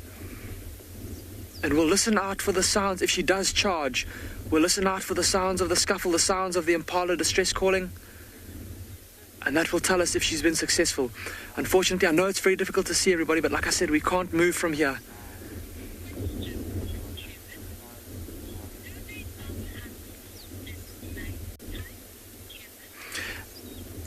Kevin, you're asking if the cheetah hunt more at night time, and no, because cheetah normally rely on speed or running at high speed, and running at night time running at that speed at night time in the dark could be quite dangerous. You could trip over something or run into a stick and injure yourself. And also because at night time is when the bigger predators like leopards and lions and hyenas are more active, so she'll want to avoid competition with those bigger predators. And for those reasons, cheetah will normally hunt during the daytime. Every now and then, though, they will hunt at night, especially on a night where there's a bright moon, like there will be tonight. Oh, my word. Those impalas are literally right there. There's a thorn bush separating her and them. And she's just making 100% sure before she pounces. She's got good cover there. She's got the cover of the wind as well. Oh, what is the cub doing? The cub has seen something and it's decided that it wants to go and stalk its own on its own.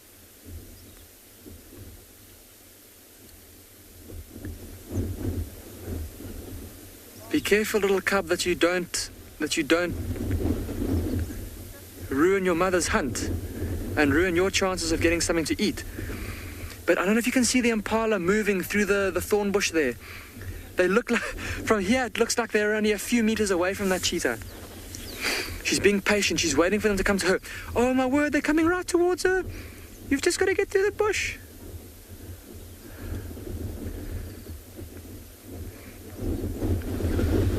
I feel like I've been running for like half an hour. My heart is beating so fast. There she goes. He's running. Oh, she gave up. That was a very half-hearted attempt.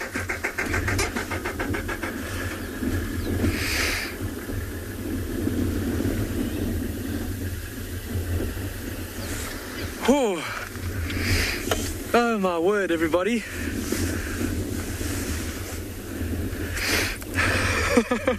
How's everyone's heart rates doing?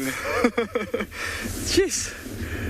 Okay, we're gonna go join that other vehicle, go see if we can catch up with the cheetah again.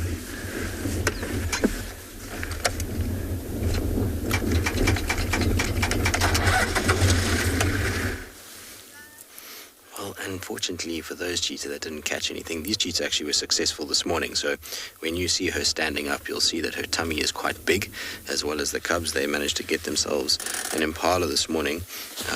One of the guys found the carcass where they'd eaten, and that's why we knew that they were in the area. And they weren't found, like I said, this morning, but eventually they kind of have come out this afternoon. You can see the tummies are quite round. They're still a little bit shy of vehicles. They're not... like I say, viewed as regularly as what our leopards in this area are, or the cheetah down in Phinda. And so these guys are a little bit more kind of apprehensive of the cars around them. And it's why we give them a lot of space. We're trying to allow them to have as much freedom and space as they want, as we slowly try and get them used to the cars. But what is nice is that there is water close by, and after a kill that they've had, potentially they're going to go and have a little drink, which would be really, really nice to get the whole family kind of lined up together. But to see 3 cheetah on Djuma is seriously special. The last time I saw these guys on Djuma, well, cheetah at all, was probably about 2 years ago. We're not actually on the Djuma property itself, we're just slightly north of that, in an area called Buffelshoek. But they're not far at all from the sort of Djuma boundary. But so cool to see. Absolutely beautiful, and it's really interesting to kind of see the difference between them and the leopard. Obviously with the leopard you've got those big rosetted broken spots, whereas these are those solid little polka dots. See, the tail shape is completely different. This is quite a long flattened tail, which always is going to help with their balance when they're chasing. It almost acts rudder-like in some respects, but much smaller head and shoulder area, but much longer. Absolutely beautiful creatures, both of them, and both perfectly suited to the lives that they lead out here.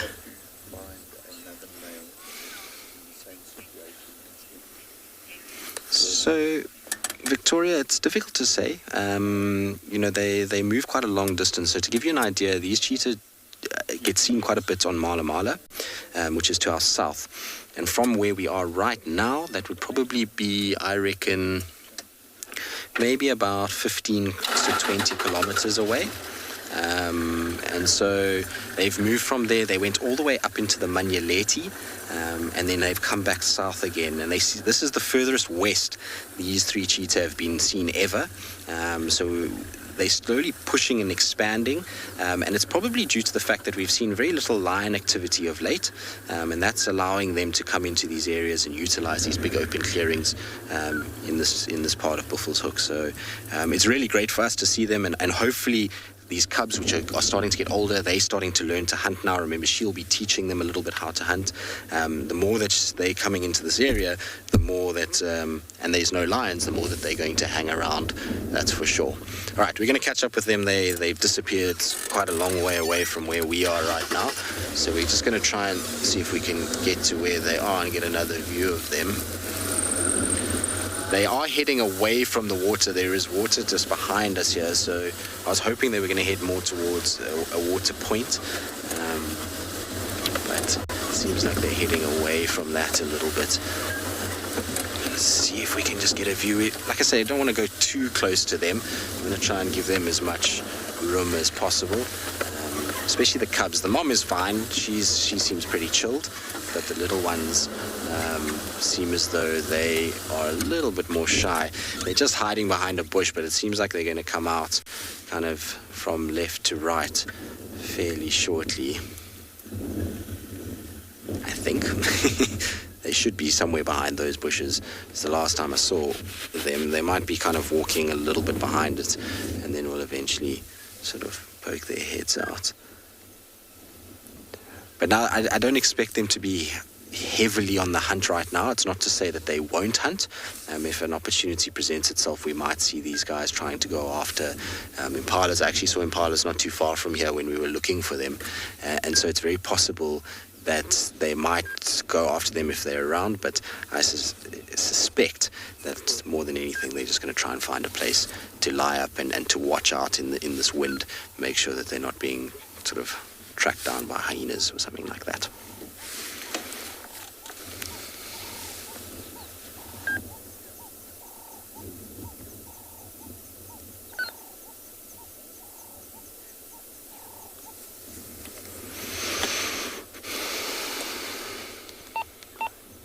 We're going to have to let go shortly.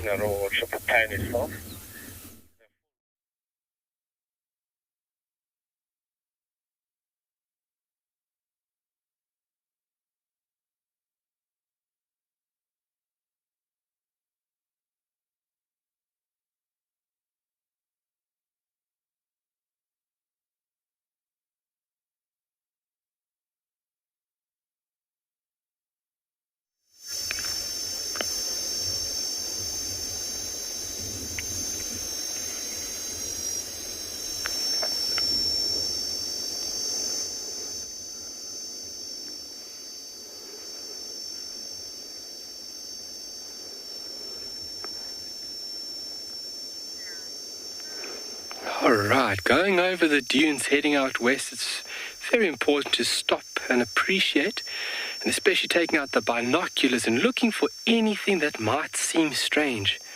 And we did find something very, very strange. So we decided to move the car further down, decided to jump off the car and take a closer look. And we found this.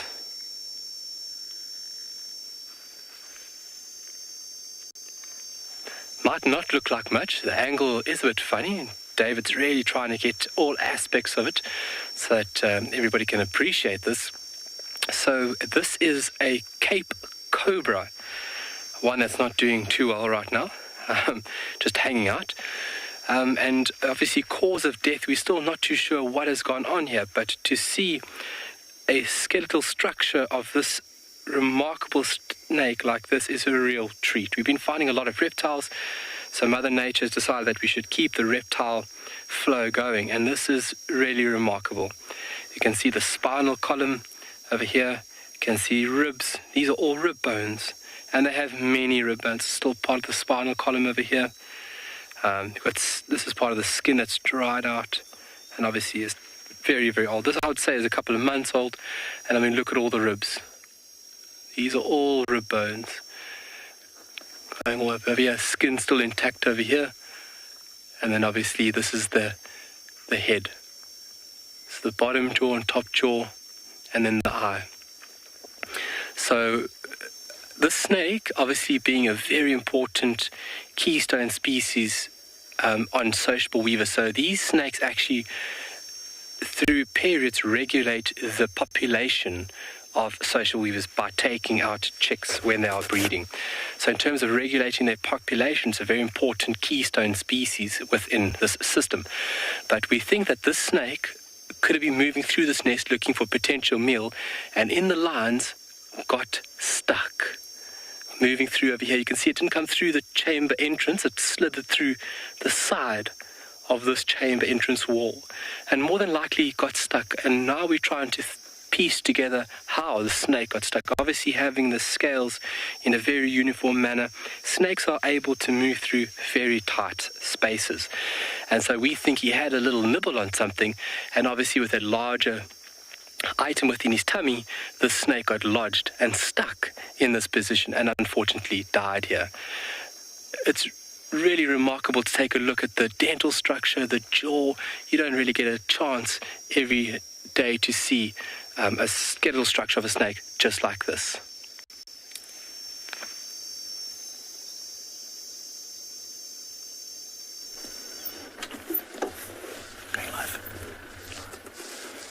All right, so we are sitting with a herd of buffalo that are resting after this, what was a very windy and hot afternoon.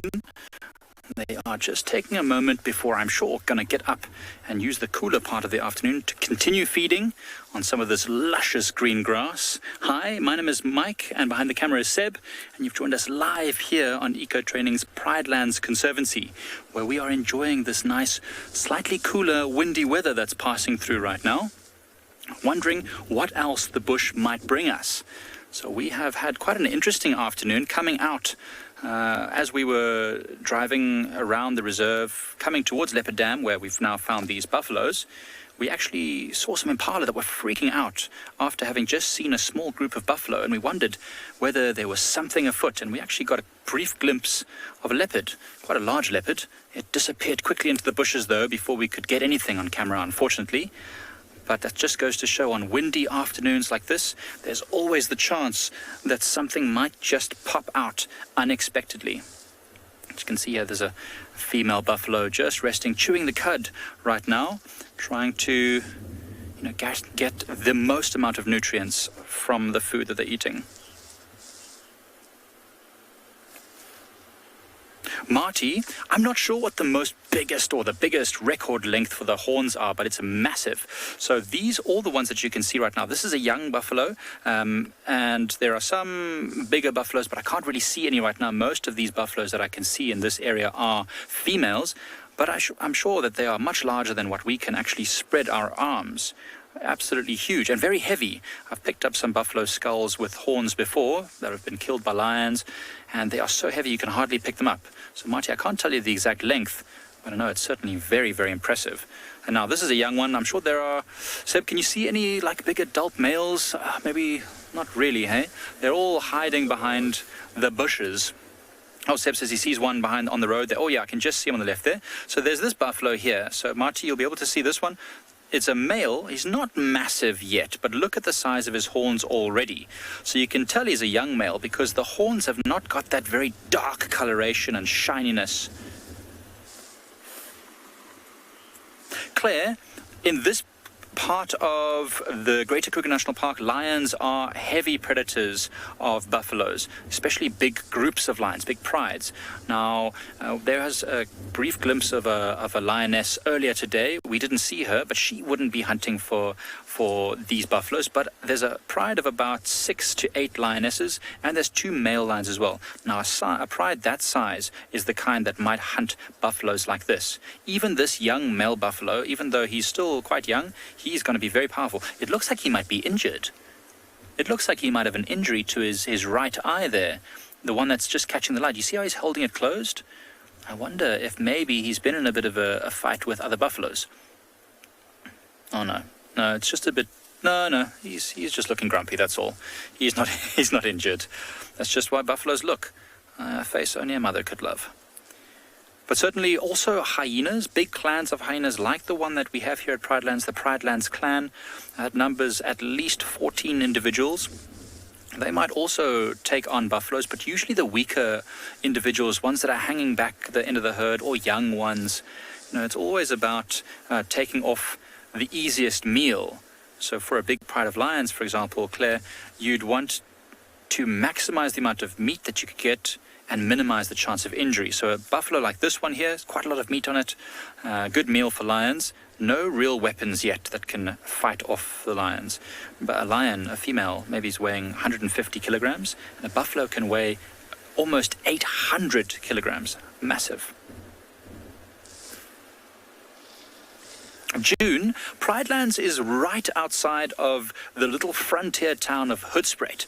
So if you go onto a map and you look up the Kruger National Park, somewhere around halfway up the Kruger, you'll find a small town called Hoedspruit, which is more or less the hub of all the wildlife in this area. All the people that come to this area usually come through Hoedspruit. And our reserve, Pride Lands, is so fortunately right on the edge of that town. So we go straight from the town of Hoedspruit into the reserve and into the Greater Kruger National Park. So it's really, really awesome that we can have such great wildlife so close to towns. It just goes to show that humans and wildlife, in a certain way can coexist, not quite the same way as they do maybe in East Africa and other countries where there's no fences at all, but still amazing to be so close to them. Wildlife right outside our door. In fact, the town of Hoedspruit is quite famous for having lots of animals like leopards and warthogs and kudus and all sorts of stuff walking through the streets at night. If you're ever out and about, you might get lucky enough to see. Luckily, these buffaloes won't be going there, because these things can be quite ornery, quite grumpy. Buffaloes are known to be one of the most dangerous of the big five.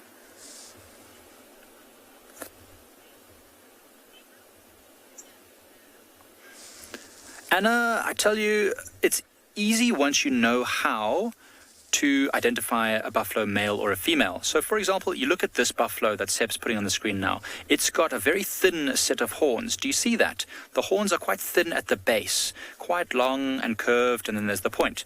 But if there's a male buffalo, you'll find, in fact, there's one just behind that one, Seb. If you pan up or you go up a little bit there, just in the background. So there's a male buffalo, also a young male, but you can see the boss is quite a lot thicker and heavier. The boss is that part where the horns meet on top of its head. So at the moment, that one's got quite a furry boss, but as it gets older, that boss will become more hard and covered in keratin and will become a lot thicker. And then it's even easier to tell. The females will never get a boss. They'll never get a very heavy set of horns. They'll always be quite slender. Although I'm sure there's probably been some records in the past of females who had bosses or males who did not. Happens every now and again, these little genetic variations. So you can see there's quite a lot of buffaloes here. This herd is probably about 50 individuals all lying about. But hopefully they'll get up soon and head towards Leopard Dam.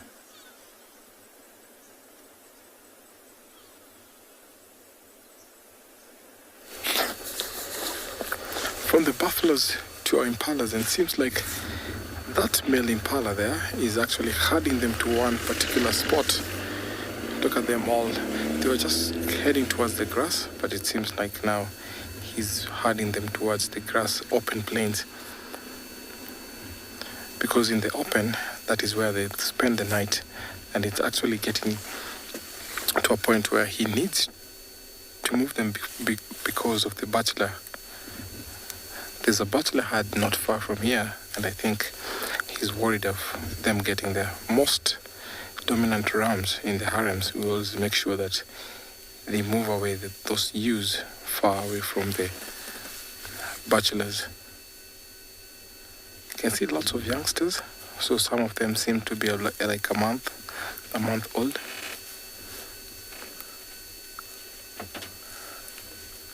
It's a good place to actually herd them to, because the grass is short.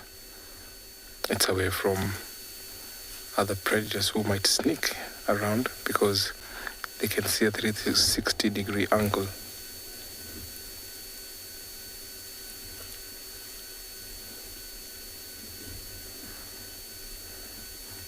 So normally these harems will always be in a place where it's close to the water. You see them heading towards the water and then coming back to graze.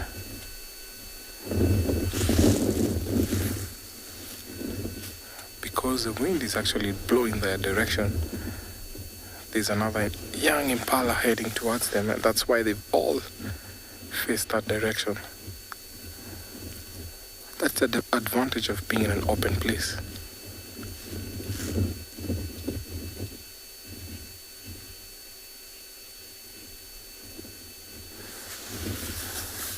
Ish, thank you so much for your question. So, predators will prefer different types of prey. So, for example, Thompson gazelles and impala will be preyed upon by cheetah or leopard. Lions always prefer larger prey like buffalo, zebra, and wildebeest.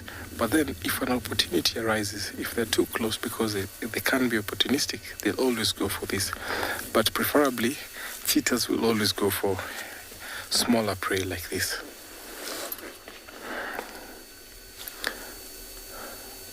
See, he's chasing that youngster. He's one of the bachelors from the bachelor group.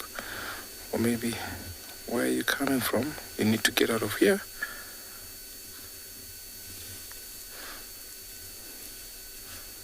So youngsters by the age of about 2.5, almost 3, they are not welcome in this kind of harems. That is why you saw him chasing him away. That is a very, very nice run in the evening like that. So he always has to guard them, making sure that those youngsters don't come, even the older rams that are in the bachelor herds don't even get closer to them. He marks his territory, which is about 15, sometimes square kilometers. Sometimes can be small, 3 square kilometers.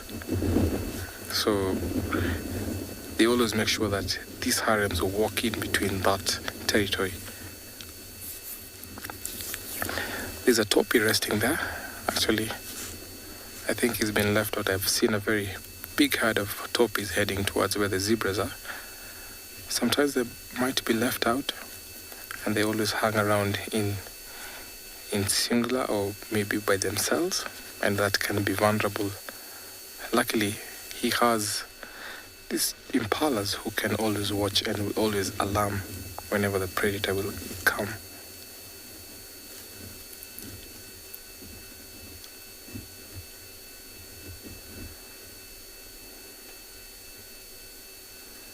So the advantage these impalas have, they don't only eat grass, sometimes they can eat leaves from trees and bushes, so they have that advantage.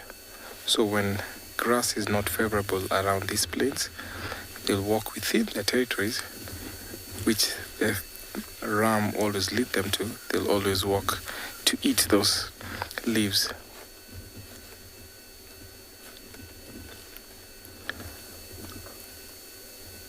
It's a very beautiful sight. Let me stick here for a while as I take you over to another live location.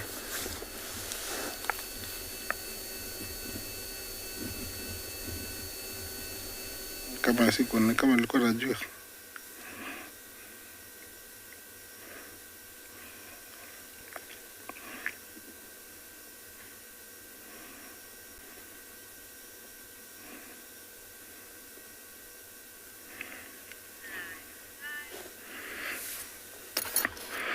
Well, yeah, my lionesses have, they went and they're together now, but they are fast asleep. I'm hoping that they're going to wake up soon and maybe try and find something, because they look like they're on empty bellies. It will be nice to see if these 2 young girls have qualified, you know, to make a kill, or they're good at stalking. I have never seen them do it, so it would be the first time, and it will be such a nice experience. These 2 are sisters. They're about heading to 3 years old, and it's about time that they come into season quite soon. Remember, this pride is dominated by Olalashe and Kijana, and this is how far they can come to make sure things are okay. By the looks, they haven't eaten for at least 4 days. They are not desperate, but they will need something in the next coming hours or tomorrow. Sleeping like this for lions doesn't mean that, something will pass by. They can actually sprint and run at full speed within about 0 to about 6 seconds, less than 6 seconds actually, and can go very, very fast. I can see some zebra quite a long way up there. I hadn't seen them, but now I see them. So, they can sprint into action within a very, very short time. Less than 6 seconds, they would, get to very top speeds. And remember, they need to be very close to an animal. But I have seen some lions, when sleeping like this, where a topic comes running towards them, a warthog, because when they are low like this, It's only that we can see them because we're in the vehicle. But if you're on the ground and you're only about 2.5 feet, could be very, very difficult to spot them.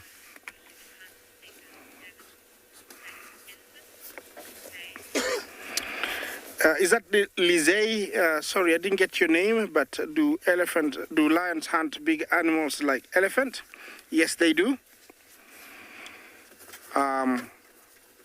Over here in the Mara, they rarely, but yes, places like Botswana, some parts of Southern Africa, they have been witnessed going for medium-sized elephants, but it takes up to around 15 to 20 lions and lionesses to bring down an elephant. So yes, they do. Over here, the biggest animal we have witnessed them going for is a hippo. It weighs up to around 2,000 kilos. That's around 4,000 pounds. And it takes a lot of effort and energy for them, to bring it down. And it can take even a whole pride of about 15. I'm gonna stick here because this girl looks like she's awake now, and see what happens.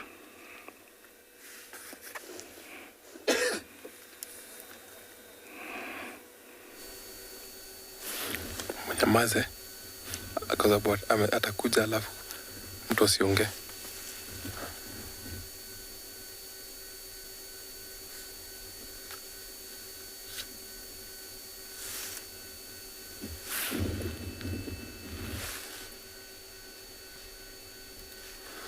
So welcome back to our impalas, and it seems like they've all gone back to grazing. Luckily, the ram has managed to chase the youngster away. So it's back to business, it's back to grazing.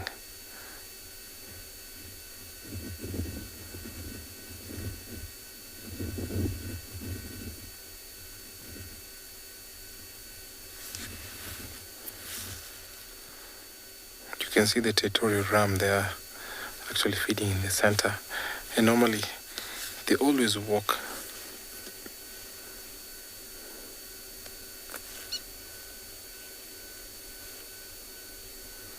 June, thank you for your question. Yes, there's some wooded places here, but they prefer the open spaces on the open ground, which is much safer for them, especially when you're almost running into the night.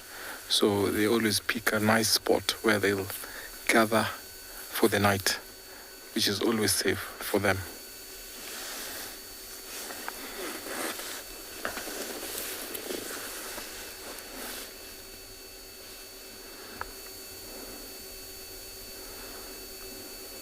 So often at time you see the territorial ram advertising his status by patrolling his ground. He sometimes roar, and he can sometimes scent mark by rubbing his skin or glandular skin on the face.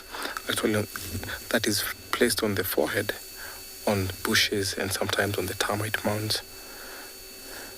So that youngster knew that it was not his territory, so that's the reason why he was walking on the fringes, and that he was not welcome.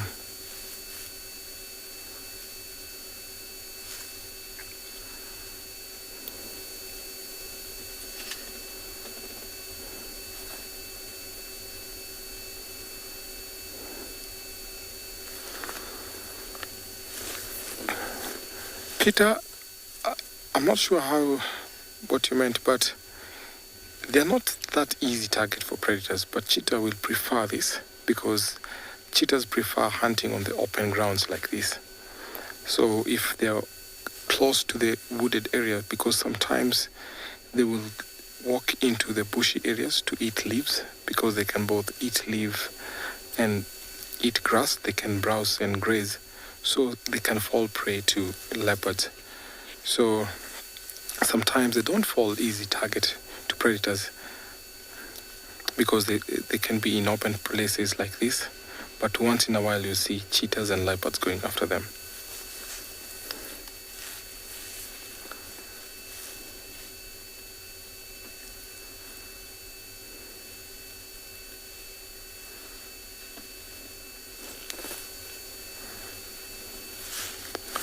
So I'm still going to hang around here because it's quite quiet and chilly.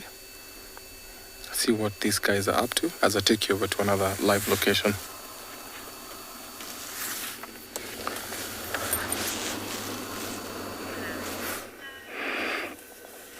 Yes, these girls have decided to wake up,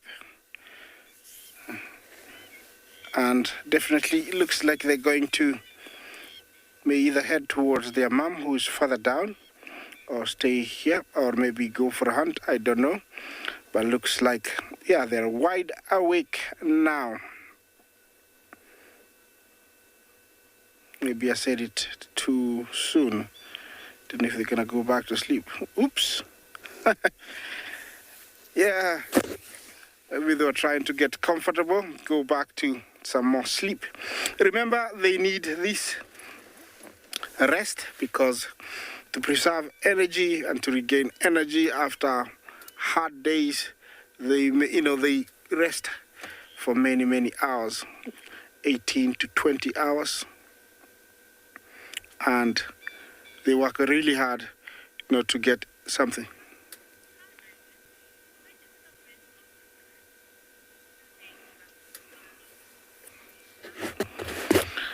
Rita, Jambo, where's the rest of the pride, or do they travel alone?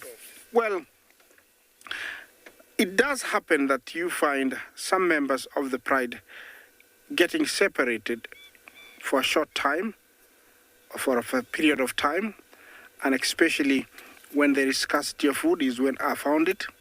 But also when some females have to give birth, they normally split from the rest of the pride, and so they can give birth in a secretive place, and they can take care of the young ones for as long as they can, and the young ones can get a good imprint onto their mothers, and then eventually they will introduce them to the rest of the pride. So they are together, but it's normal for them to separate sometimes. I'm staying here for a little bit longer.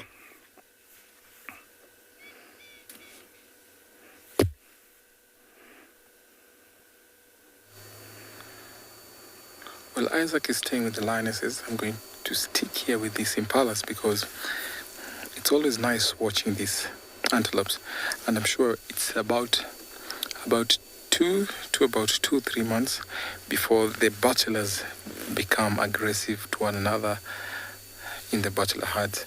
So around January, that is when the bachelors in the herds become aggressive. They start giving roar calls and start running around where they fight and want to be aggressive. And when it become evident that they have a dominant one, in between March, when the rutting season begins, they'll come and oust this guy out, the dominant ram. So at the peak of the mating season is normally May. So see that some of these are actually about a month old, and some of them are actually 2 years old. And when they get to about 3 or 2.5 to 3, these young males will be kicked out by any ram that will be the dominant one in the harems. So when, after the rains during May, the territory rams will come and try to chase that ram there. So herding the females will become hard. So sometimes you find that these males don't get to be with them for longer, because when the bachelors come, and most of these impalas, the few females that are with him are in season, so he doesn't have time to actually mate with every particular one, every single one. So he always tries to guard them from the intruders, from the bachelors who come in. So he doesn't have enough time to eat, and that makes him weak. So his tenure doesn't only last for about 3 to 4 days. Sometimes it can only last for about a week, and he's kicked out, and then a new member comes in. During that time, it's very, very vicious because they fight And I've seen horns breaking, I've seen them killing each other. So it's a very tough time.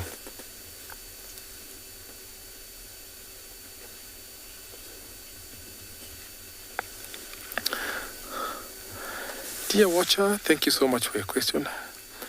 I'll approximate some time. You can find harems of up to about 40. So you can see big harems of about 40, and some can be about 20, but normally it's about 18 to 20. That's the number of size you can always get to see here in the Mara.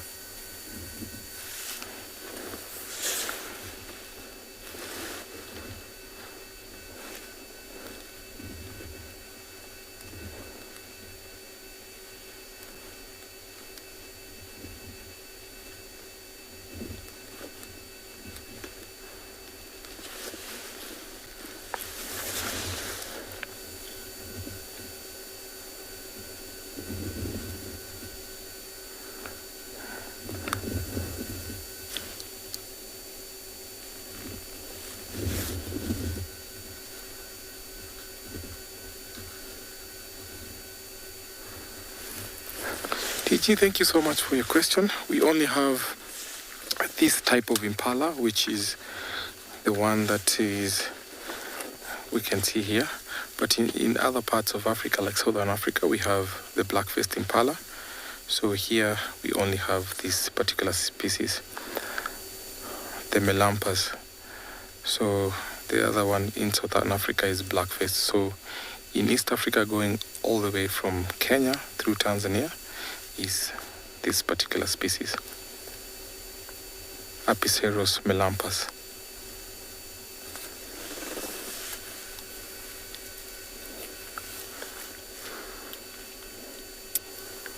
So from all the part of the year, we find that impalas will live in two sorts of herds. So bachelor herds and the harems.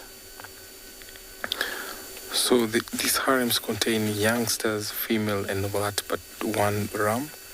You can see he always watches that the ewes don't walk out of his vicinity, and any member who walks out is slowly herd back to the entire group. So I'm still going to hang around here.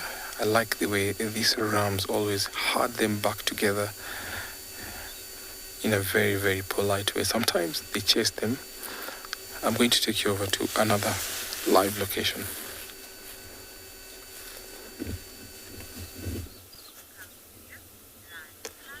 Well, as you can see, we're back with Shadula, and she's starting to yawn, which is a good sign that maybe she's going to start waking up. And the reason why we wanted to wake up now and go up this tree is because if you see, there's a little sliver of golden light on her face, but the tree itself is bathed in the most beautiful afternoon light with these dark kind of stormy clouds behind it. And so if she jumps up there, it will be absolutely perfect for her to do it now, and so we're hoping that she does. I know we've asked for a lot and we've been given a lot over the course of the last 2 weeks in terms of the sightings at Djuma, but maybe we can just throw this into the atmosphere for one last special kind of moment this afternoon. We unfortunately had to leave the Cheetah. There's quite a number of vehicles obviously that wanted to go there. They attract quite a lot of attention when they get seen because of how rare they are in this area, and so we let some other guys get into that sighting, which is always good. Everyone's got to share and share alike. It's everyone finds something at some point, and if everyone's polite to one another and gives each other a chance, it just makes life a lot easier out here. But she hasn't, as you can see, hasn't really moved much, and we've positioned her a little bit differently now, just based off the fact that the light is coming over our shoulder, and if we sit where we are now, we're going to get a very unobstructed view of her going up, provided she goes up from this side, and I suspect that she will, because the tree itself, if I look at the marula tree, you can actually see the damage that she's done to the stem of the tree, and where she's been climbing from, and it looks like she climbs from this side, the side of the light. If you look on the bark there, you see those big red kind of patches in amongst the grey and white.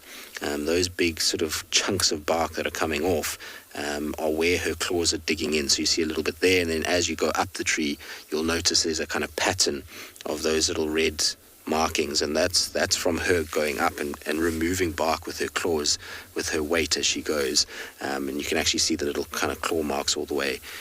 So I expect her to come up from this side. Often if you in a sighting like this, it's something that's somebody, if you ever travel out here and you're wanting to get the sort of right side for a photograph or something like that, is just look at where the claw marks are from the previous times the leopard's been up and down the tree, and it'll give you a really good indication of what side they're favoring, because often leopards favor a certain way to go up and down. They like to kind of take the easiest path, and that's probably from this, because of the way that the tree bends, it's a little bit easier for her to go from this side. But she certainly is a little bit more awake. There's a bit more yawning, and yawning is always a great indicator of a cat that's starting to wake up. I mean, there we go, there's another one now, with glances up into the tree, yawns. All of these things potentially are indicating that she's starting to feel like it's the time of day to potentially start heading up into the tree and having a good afternoon or evening feed. We just got to be patient, and we just got to hope that we have a slice of luck and she does it before the sun sets rather than after the sun sets. But, you know, it's nature. It's even the best laid plans don't always pay off.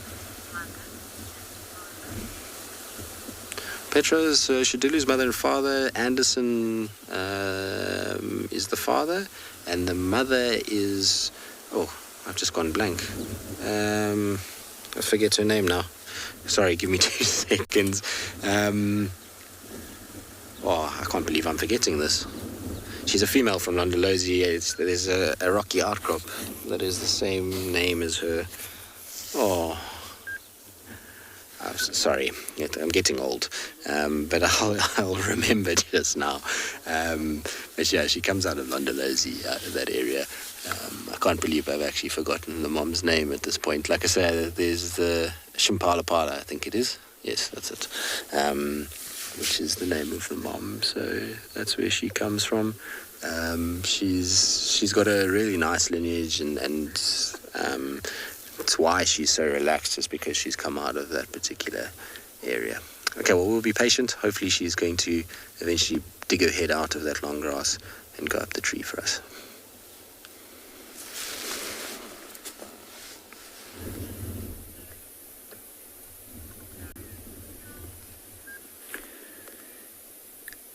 So as we were driving, we left the lions because they were a little bit quiet, and we came across this herd of elephants with a few playful babies. And at this point, I think they are slowly on their way to a large watering hole in the area. Now, the elephant walking in front, she was the matriarch, and then this is one of the other females. And then there's also 2 young bulls playing right in front of us. But you can see, looking at the rest of the herd, they couldn't care any less.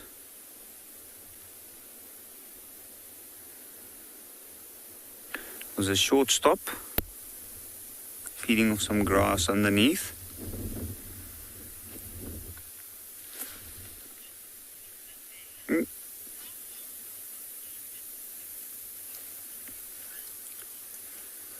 It's a bela.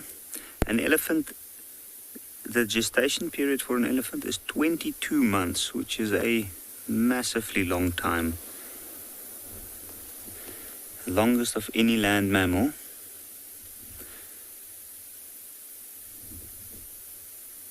So 22 months. Both of these were 22 months in their mother's womb before they got born.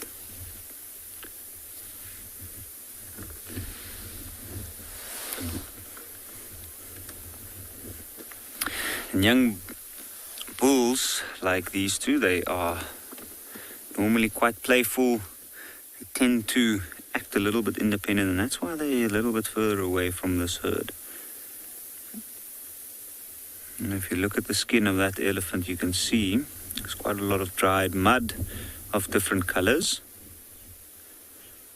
And that's because earlier it was quite hot.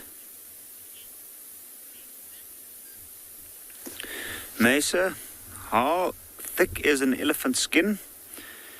It is an extremely thick skin, and I have heard and read that it can be as thick as 9 centimeters or even more. But I've also heard that the giraffe skin is thicker.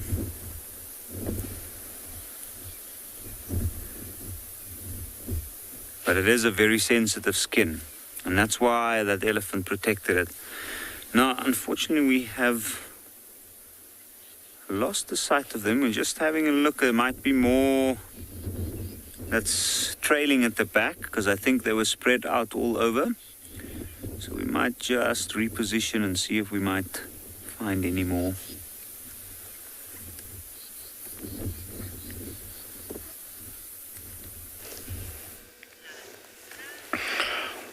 Well, good luck, Yappy. Hope you can find something else. But I'm still here with my lionesses, and looks like the cubs are the only ones that are thinking of leaving the area, maybe to look for something. But before they do that, they have found a log there, and looks like they seem to want to play with it. At the same time, try and look, see if they can find something. Remember, lions have got amazing eyesight. They see better, almost 10 times our sight.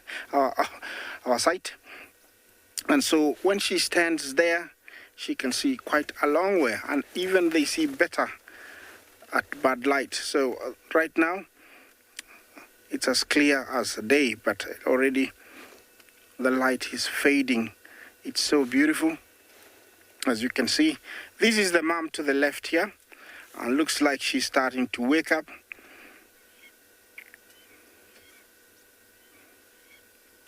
Remember, the Owino were a breakaway from the sausage tree pride, and their male used to be Kipuli. He was the dominant male.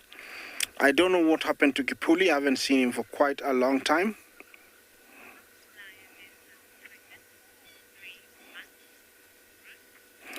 Ruth, our lioness, is pregnant for 3 months. Just over 3 months, 3 to 3.5 months, they are pregnant. That's, the gestation period that they carry their young one for. I don't know what she saw, but she woke up really fast, and she's starting to scan the horizon. Maybe she will go out looking for something. And lions, come into season almost every about 3 years.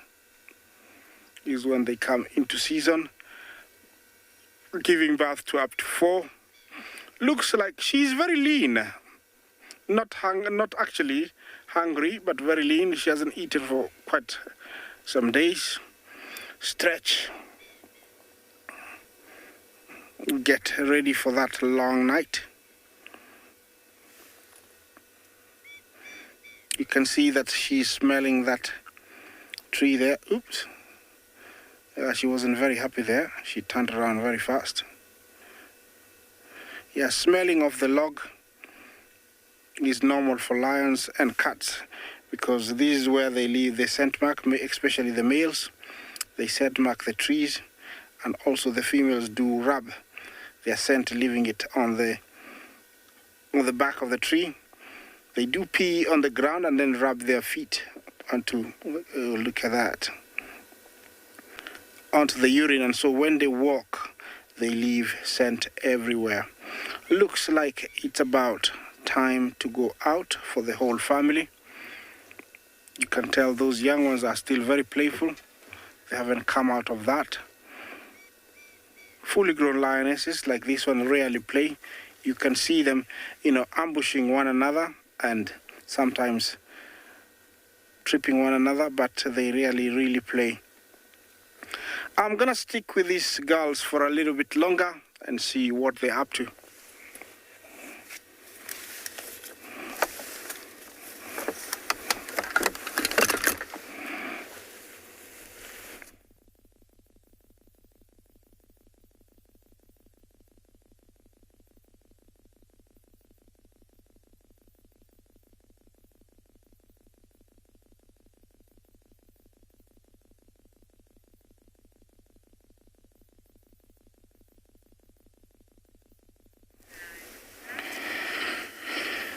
Well, looks like it is time to leave this rest spot. I cannot blame them. There is nothing much here. And looks like they have decided to venture out. And it's going to be fun to see how far they go before they start finding something to eat. Being 3 of them, a zebra or a wildebeest will do, but anything on their way right now is on the menu, including warthogs and impalas. Of course, those ones, they don't go directly for them, and unless, they haven't seen them. They would prefer to go something bigger. Here, lions eat almost every other day, but sometimes they can go for up to 4 or 5 days. The times of plenty have gone, and now I think it's going to be very tough for lions and lionesses. When the wildebeest are here and zebra, we do see them eating almost every day. They have learned to live with that, and now they have to adapt back to where things become very difficult. It might seem slow when they get up and start going, but they pick up momentum when they see something. The direction they're going is perfect, because I did see some zebra in that direction. From now until morning, if they don't get something, they will continue looking. And at night, they can see, but they also will use smell and hearing to try and locate something. And the percentage, usually increases very much at night. Remember, they're very poor in hunting. They're not as good as the leopard or the cheetah, or only about, in every 10 tries, they get, they kill only about 3%. So they're very, very poor. But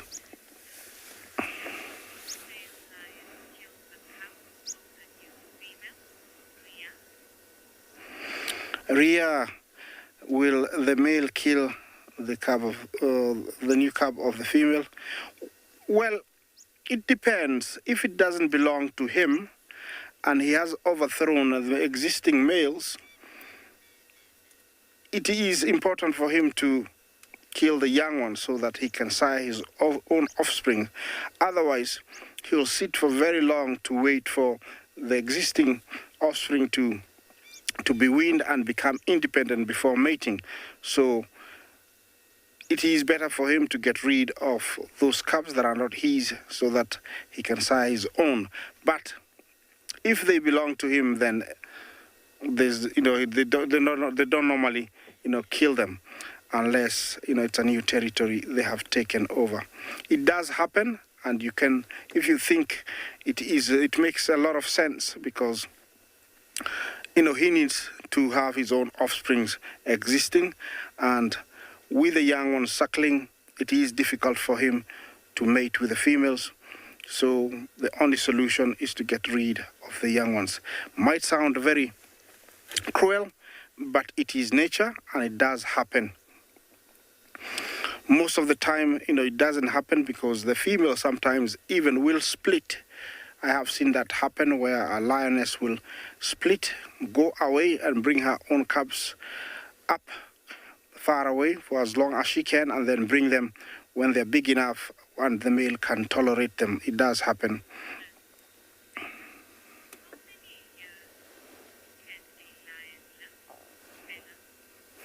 Bella, how many years can a lion live? Well, it's in between 12 and 15. That is what, it's been said, but looks like we might have a new record either this year or next year. We have Lobarnoti. It's a big male lion that we have here, and also Scar. They're almost 16 years. They're very big, they're very old, but they're still existing. So from the years to come, we will know. Maybe next year we will know if they're going to live to 17, but already they're about 16. Very, very old. In captivity, they can live up to 20 years. Looks like the mother here has started the strategy of looking around, surveying to see if there's anything.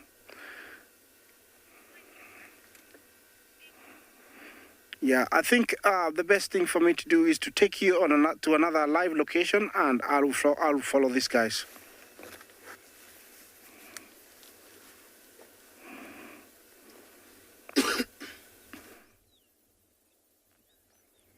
Welcome to the wonderful and magical Tswalu Kalahari. We are sitting on top of a dune and appreciating the creative nature right now.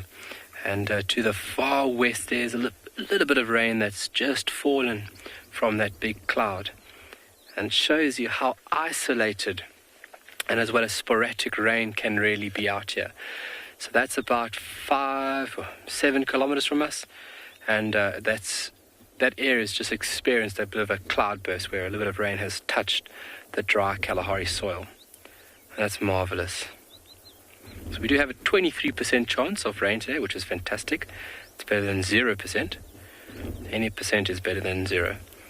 And but the skyline today is just absolutely creative. We are appreciating every aspect of it.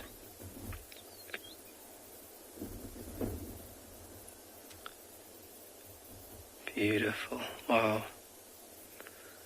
And obviously using these dunes are very important tools for us as guides. Obviously using them in scanning a very large, wide area. Obviously having a very open landscape like we have, we are really gifted with very open and wonderful views. So I'm sitting up here now and just appreciating that simple little bit of nature. We obviously took a little bit closer look and we saw something else resting out in the plains. And David's going to punch right in. A little bit down for us, David. We saw something now. It's quite special to the left for us. Where are they?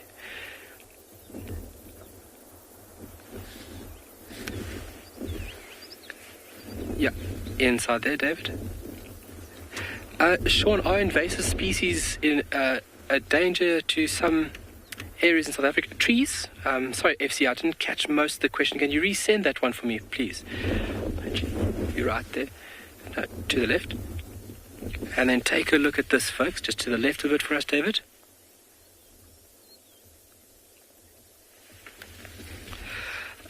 Sean, when it comes to invasive species, great question. Invasive species are detrimental to some areas. Tswalu, obviously, and how driven we are to preserve and protect this area, we have taken extreme measures to remove non-indigenous and as well as alien species out of this area, because if you look at it, that's what we refer to as ecological equivalence. So you have a tree species that occurs in a different area, but brought into an area with similar habitat requirements, you can have a species out competing and dominating a system. Look at this. So yeah, invasive species are a problem in certain areas, not in Tswalu. Obviously our very, very strong conservational ethics, we do not want that. So this is fantastic. This is a little group of bat-eared foxes resting late afternoon, and on the right hand side is a little steenbok. Obviously these foxes don't eat steenbok. They will eat rodents here and there, but they predominantly focus on insects, especially termites, make a very, very large part or portion of their diet. Harvested termites at that. And this more than likely is a small family group that is just taking these cooler prevailing conditions and utilizing them. So it shows you that not only morphologically but behavioral tactics allow animals such as this to survive in very, very harsh areas such as the Kalahari. I mean, they just look like little tufts of grass. It's only once we took the time and, really looked, really focused in our vision that we actually picked up these little animals. And how they're laying is obviously to minimize their impact as well. So nothing really sees them tucked up next to the bush like this. So on the onset of darkness, they'll become a little more active, and that's when they go out and start their foraging using the forepaws by digging up insects, but using their very, very acute sense of hearing. They've got massive ears that they actually listen for invertebrates underground. But if it's not feeding, it's a bit of time to take it easy. It's very important to take it easy. But very special to see. So this is more than likely mom and dad, and then you'll have the previous season pups residing with the parents. They would be helping out with the new pups, more than likely from the season, a bit of protection, a little bit of burrow maintenance. So all in all, these individuals are learning the ropes on how to look after and protect one another.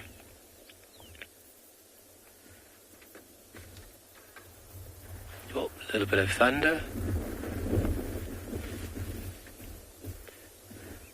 So obviously residing underground is what they do, but when it's nice like this, it's great to take the available opportunity. We're going to send you off to another safari location.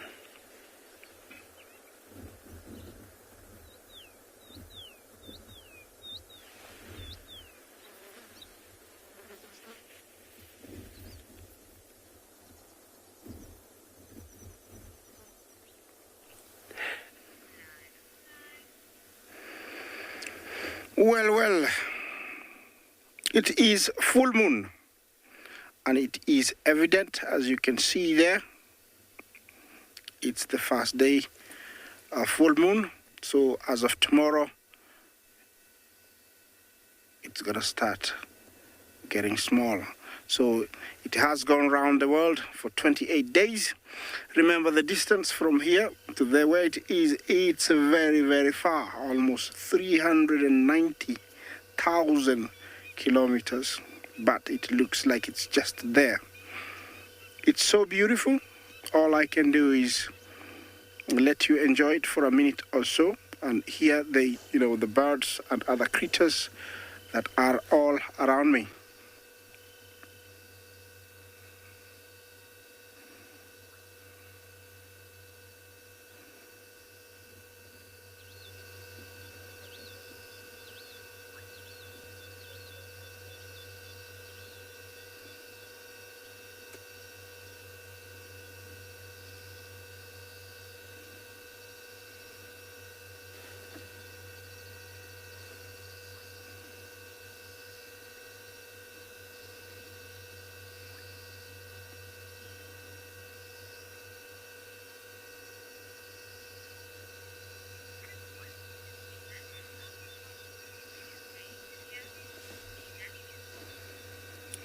Phinda, how common are rains here in the Masai Mara?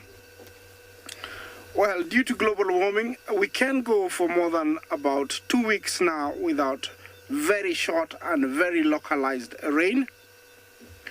But we do have two rainy seasons. The long one is March, April, May, June, and the short one is September, October, and November. So those two are actually the gazetted rainy seasons, but locally we do get very localized rain. We just gone about 2 days now without rain, but looks like with the heat that we had today, it looks like we're gonna get some rain in the next couple of days. Phinda.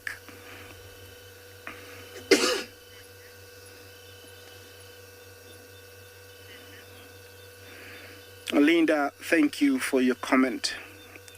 It's gorgeous, absolutely. It is gorgeous. Well, over here, some animals really take advantage of full moon to hunt, and especially hyenas. The lions also do, actually have an added advantage because the ability to use the most minimal light at night.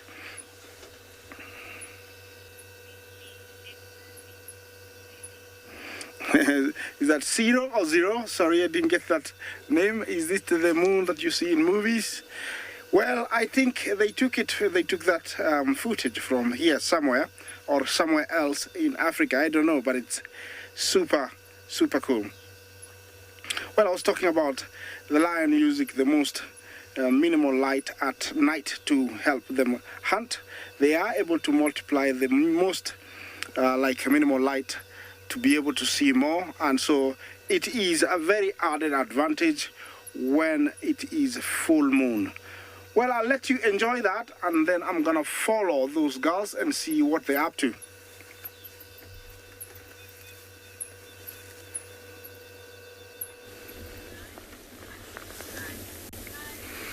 Welcome back to andBeyond Phinda, where it's just started to drizzle a little bit. We said that there was a bit of weather moving in, but we've managed to find a beautiful white rhino bull.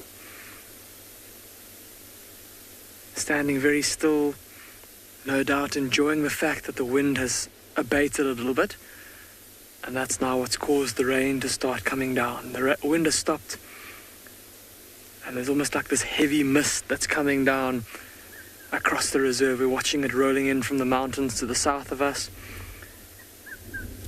And we're of course also watching this massive white rhino bull, who is, I suppose, something of a mountain himself.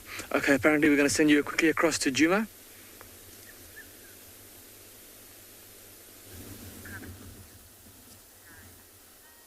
As you can see, Shadulu has now made her way to the base of the tree. She tried to jump up and kind of slip down, but there she goes.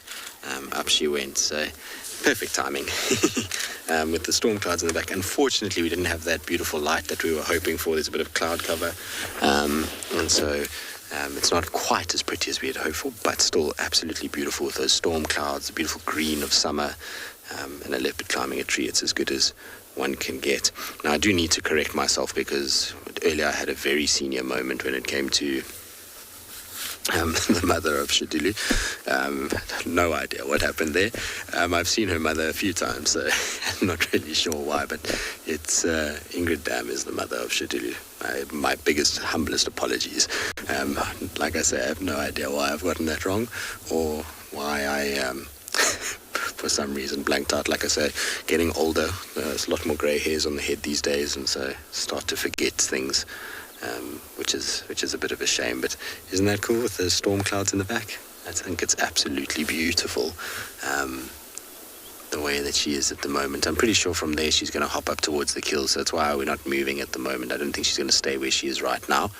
I think you'll find that she's going to make her way up a little bit and get herself into a better position shortly.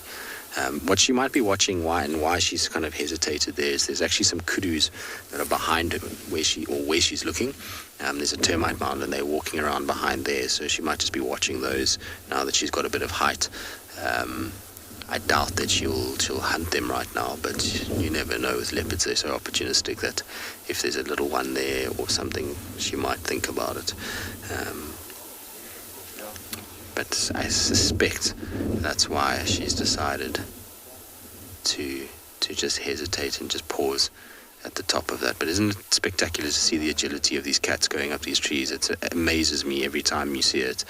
They make it look so effortless. When you see lions climbing, you realize how difficult it is. I mean, these lions kind of have to drag themselves up there, and yes, they are much heavier than what she is. I mean, a lioness is weighing more than double what she is, but they just make it look as though it's the easiest thing in the world, and there's kind of 1, 2, 3, and they're up into the boughs of the tree. It's a phenomenal thing to see, and the display of these cats when they do it is always very, very special.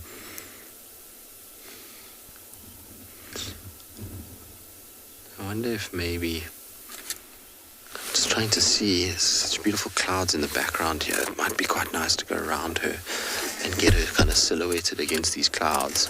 I'm going to try and see if we can move.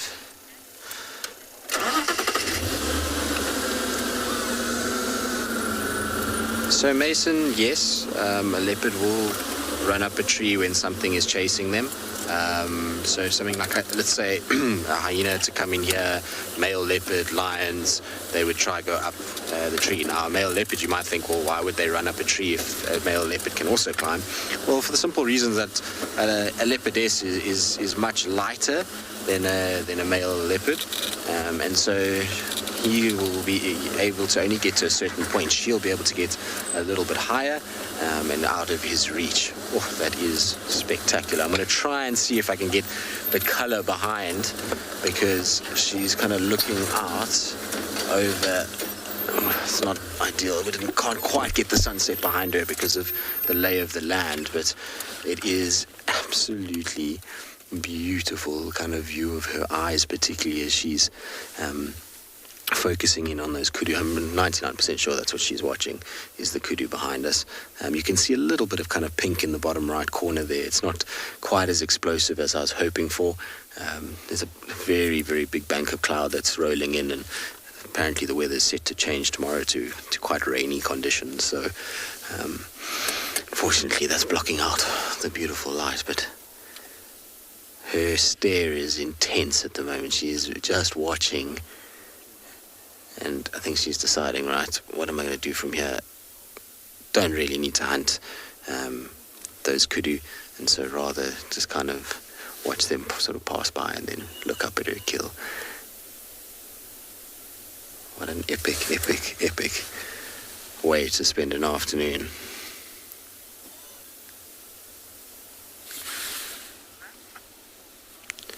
All right, well, we'll sit with her. I'm sure she's going to start feeding shortly. There she goes. She's jumping up towards the carcass, and we'll see if maybe that attracts the attention of some hyenas.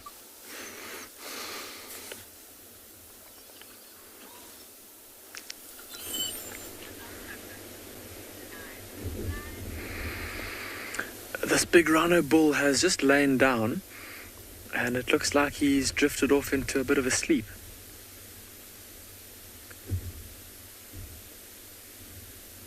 I was just saying earlier that we were watching the rain coming in over the mountains, and that the size of this rhino bull, I suppose it makes him almost look like a moving mountain. He's an absolutely massive white rhino. In the prime of his life, in super good condition. Look at how muscly his neck is and how big his shoulders are. Tough to see now that he's laying down, but he's built like an absolute tank. He's got a super thick neck.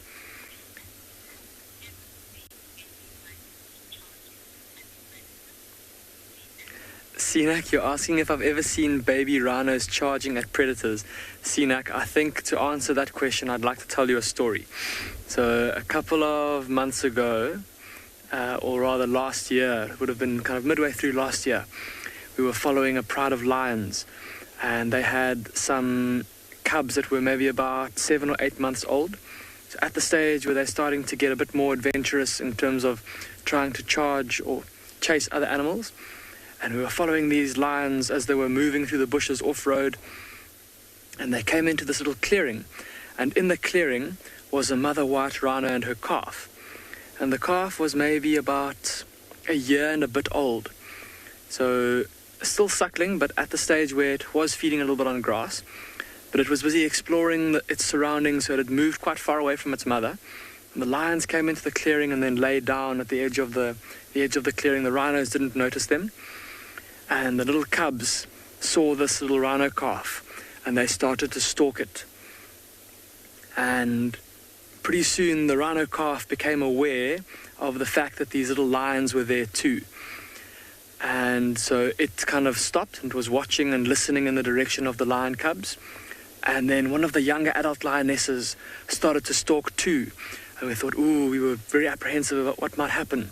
Was the lioness going to try and jump on the calf? What was going to happen? And the lioness started stalking, and the cubs took courage from the fact that their mother was stalking too. And so they started stalking closer and closer and closer. And this little rhino calf just sat there, dead still, and things got quite tense. Now there was a bit of a standoff as the rhino calf and the lions were only a few meters apart. And the next thing, the rhino calf lunged at the lions and ran straight towards the lioness. And this is a little rhino calf, like maybe a year and a bit old, a small little calf. And he ran at the lioness, and she turned around and ran. And the cubs ran in all different directions, and the calf took great joy from this and started charging around in a circle, chasing all the lions. And all the lionesses watched from a safe distance, kind of out of the line of fire of this calf. And this calf proceeded to, for the next 10 minutes or so, just chase these lion cubs and this young lioness around and around and around this clearing. It was absolutely unbelievable to watch. And it even got to the stage where eventually the lioness kind of got bored of it and took her opportunity to leave the game and went and joined the other adult lionesses. But the cubs carried on playing with this calf for long. And it was almost as if there was a game going on between the two of them. The cubs would stalk close, and the rhino would wait for them to get close enough for it to chase them. And then it would chase the lion cubs. And then after it had chased them, it would do like this little like giddy up. It would like jump in the air and bounce up and down on its front legs and shake its head all over the place. It was the most adorable thing. So Sinak, yes, they will chase predators. We've often seen, and subsequently have seen every now and then, where sub-adult lions have tried to stalk rhinos, and the calf gets playful and starts to chase the lions around. Normally, though, when its mother is nearby and it knows that it's got the protection of mum, just in case things turn ugly. See that bull just lifted his head there off the ground, just briefly. I wonder if he maybe got a... You see how he was turning his head from side to side? Busy smelling. But lovely that we got to spend a bit of time with this big white rhino bull. I think Gert and I are going to carry on and see what else we can find this afternoon.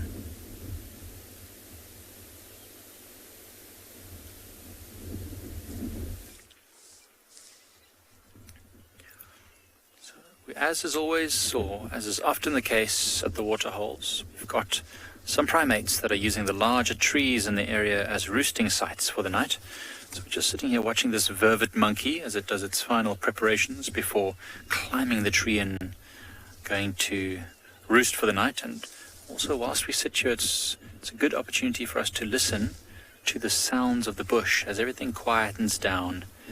It's a bit windy, so we can't really hear the majority of the sounds, but these monkeys might just alarm call us, letting us know if there's predators about, anything at all. It's really that time of day when everything is just on the cusp of activity. All the nocturnal animals are just getting active, all the diurnal or daytime animals are just settling down. So this is a young one. Let's see if they have a bit of interaction together, because this one's quite young, the other one is a bit older. Oh, no, gonna go and play. Gonna go and play with my friends before bed, get my last zoomies out. You can see this one's an adult. Playful spirit has been beaten out of it long ago. Not interested in that nonsense anymore. So these monkeys are actually climbing into a weeping boer bean, which has still got lots of green leaves and red flowers, and those flowers will be very, very full of nectar and deliciousness. I can actually see the young monkeys going to go feed on them right now. You see that one there, Seth, sitting right on those blossoms up the dead tree there. Just right there in the middle of the screen. Yeah, right there. So these monkeys are starting to feed on these little boer bean blossoms, because inside there it's like a little pod of nectar. Very, very delicious. And there's lots of insects as well, which are attracted to them, which the monkeys can also eat. They are omnivores after all. They will eat basically anything they can find. And interestingly, humans, we can eat anything that monkeys can eat. Our digestive system is similar. So whatever we see the monkeys eating, generally speaking, we can also eat. It's not the case with baboons, though. Baboons' digestive system is a little bit different, a little bit more robust and stronger than ours. So some of the things that they eat will make us quite sick. So monkeys are our rule of thumb.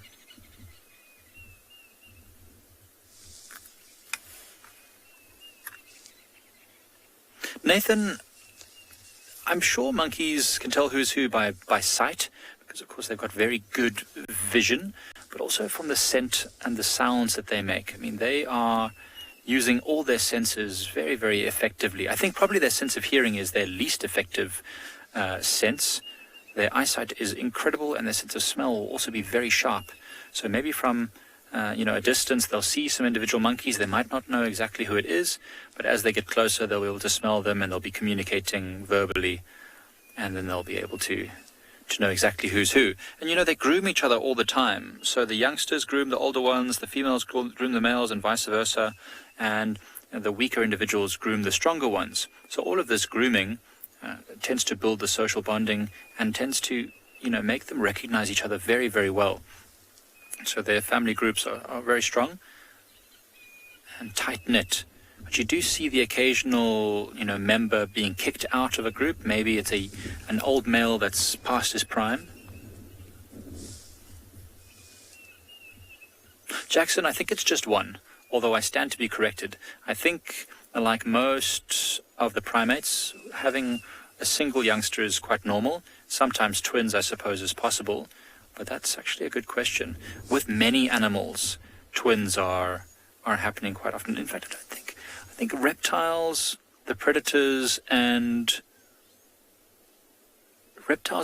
birds, give birth to many. But most of the herbivores and the primates just give birth to one at a time. But I stand to be corrected on that. I would love to actually do a bit of research on that and find out exactly how many youngsters the primates give birth to. I've never seen two youngsters of a similar age suckling off one mother. I've often seen a single one, but never two of the same age. So that's a good question. I will do some reading tonight and enlighten myself.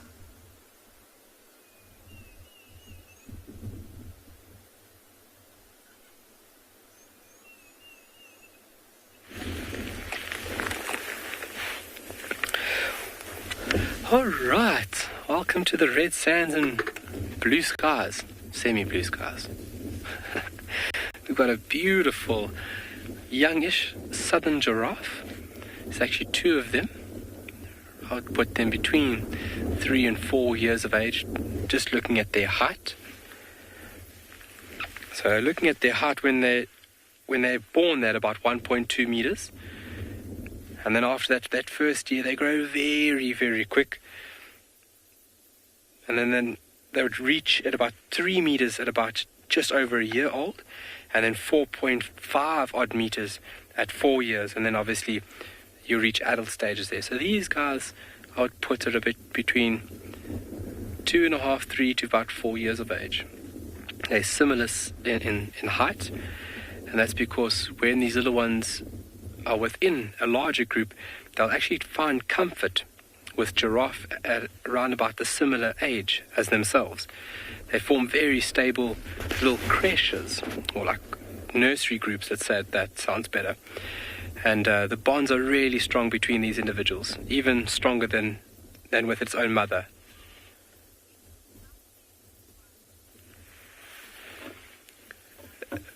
How do we describe their walking? They gallop like a horse, and whoa, my word. Well, if you take a look at this giraffe walking right now, both front and rear on the left-hand side are lifted same time. So basically the animal's balancing only on the one side as it walks. It's pretty remarkable that it doesn't fall over, obviously using its neck muscles and as well as shoulder muscles to keep it at balance. But it picks up its front and rear left side at once to move it forward. But then when it runs, it gallops like a horse, so that the front would work together and the back would work together when it runs. But really remarkable to see a giraffe moving.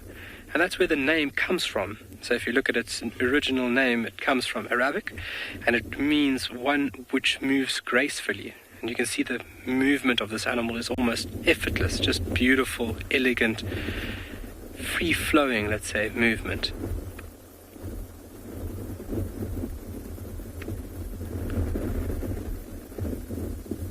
Beautiful.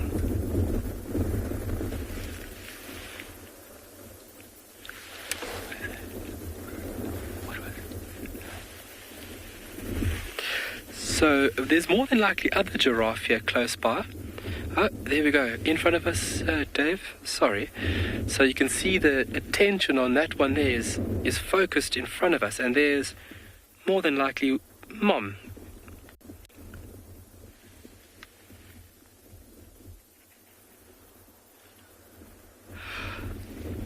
Ruth, are the darker giraffe healthier?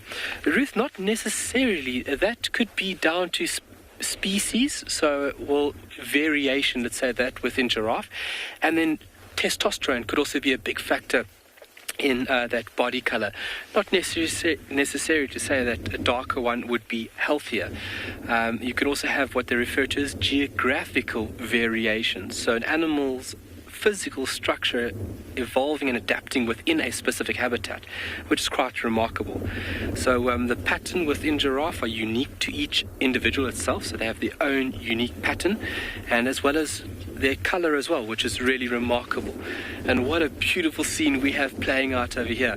I mean, that is spectacular. But Dave, if you can just punch us into the right hand side, just take a look at this landscape, guys. Unbelievable. Hopefully a bit more rain for us.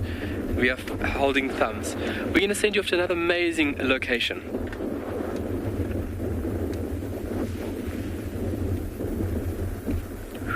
Wow.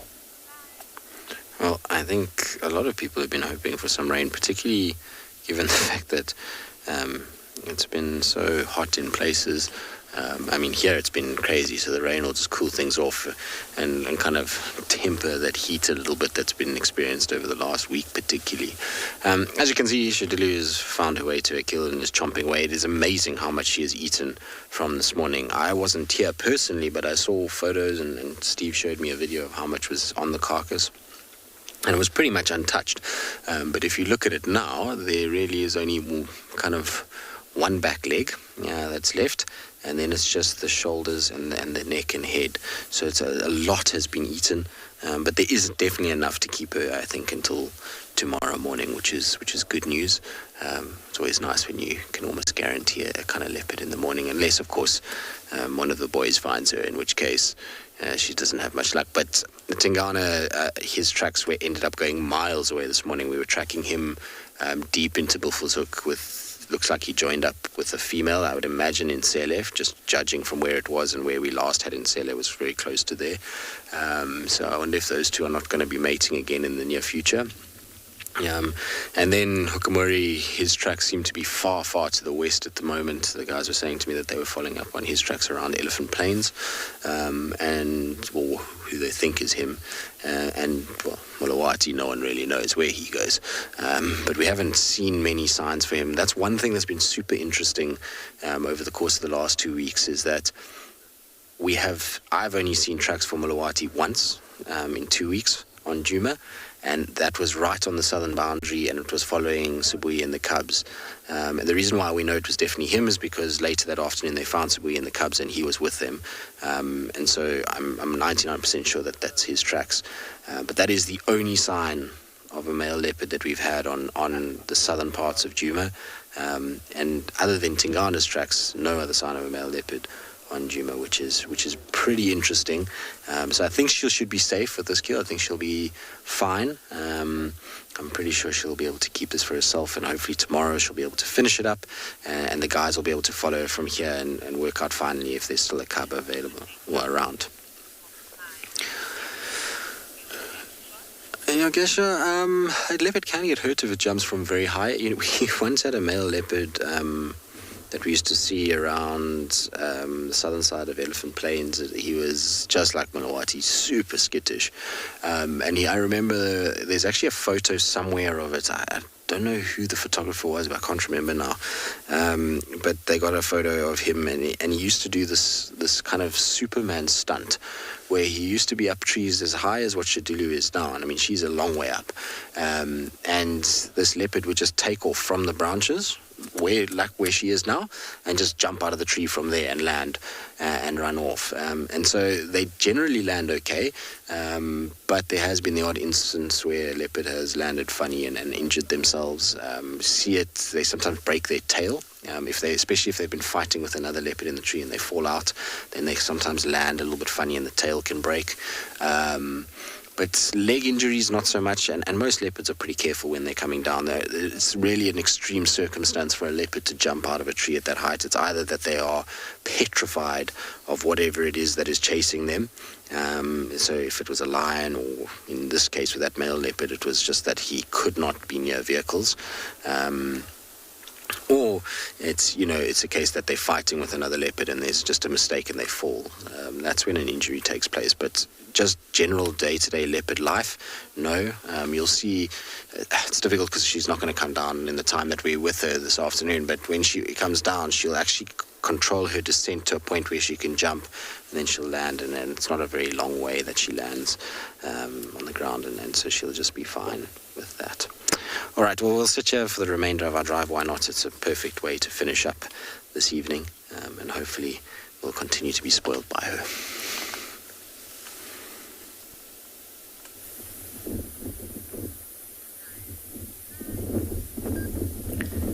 And finally, we started seeing some movement here. You can see a yawn from the female off on the left. She's been licking her lips constantly and her cheek, nose. So she's waking up. And the male, he's had his head up for a while now. You can see there she's starting with the grooming. Starts with the areas near the chest and work her way down to the feet.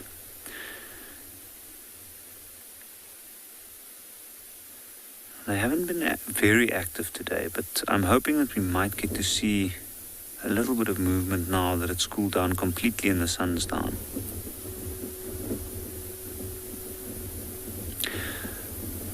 I also just like to correct myself. Earlier, with some elephants we had, I had a question about the thickness of the skin, and I don't know how I completely confused it with something different, but I said that their skin can be up to 9 centimeters thick, which is way too thick. In reality, it's more between 2 to 4, where the giraffe reckons to be up to about 5 centimeters thick, which is extremely thick. Have a look at the expression on the female's face. You can see she's not paying too much attention. And a slight glance to the back, she knows what he wants.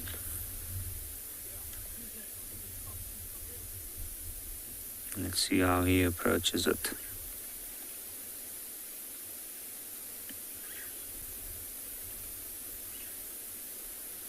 That's amazing. You can hear some growling going on there, and you'll see he's sniffing the rump, and then he might try and move down. But just that little movement from her was telling him to wait.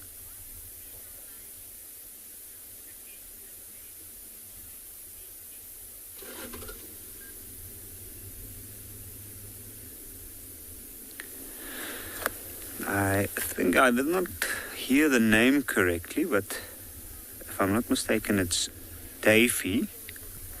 Now, why are lionesses so resistant to males? And that is because the lionesses technically call the shots. They know that the male wants to mate, but it is a painful process, and therefore she has to keep her guard up and tell the male to, or keep the male in his place. Otherwise, I'm sure if he would have his way, she probably would not be willing to mate again. It is a dangerous process. Also, both of these are large predators. They've got the tools to protect as well as attack, with sharp claws and also strong jaws. And they're very vulnerable in the mating position. So she will definitely not be too eager to get down to it every time.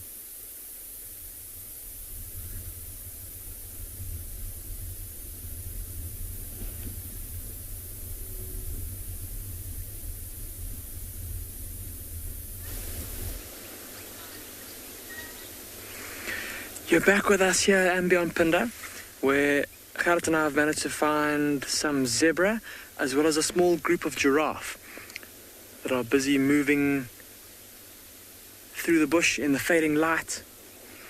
The rain has stopped a little bit.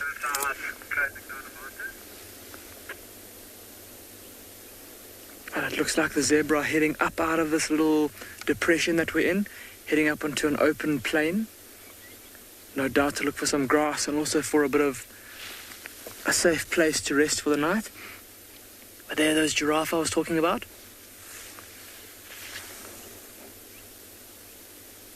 Have a look at the size difference between those two giraffe. Tough to see now, the one has gone behind a bush. But look at the one that's busy staring at us above that little guarri tree there. Look at how thick his horns are and how they're bald on the top. Help us to identify him as a male. And then see those big bumps on his forehead.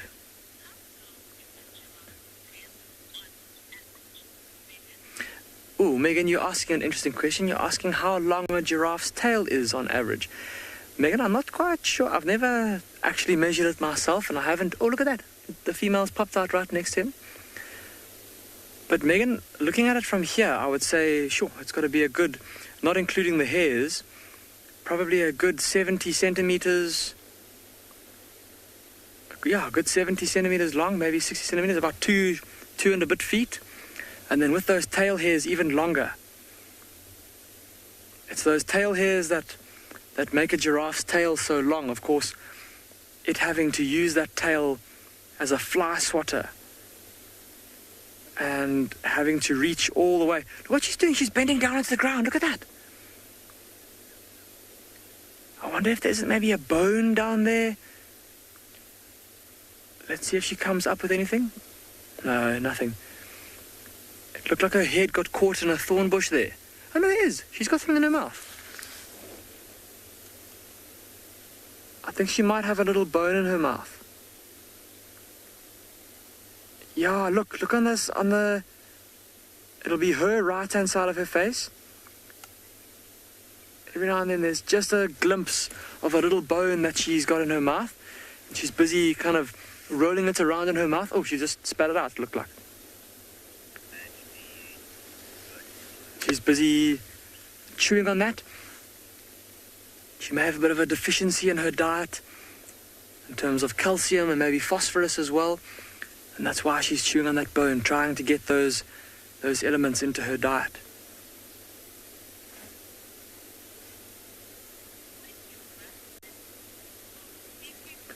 As these giraffe slowly move off into the thickets in the fading light, I think that Gerrit and I are going to do the same.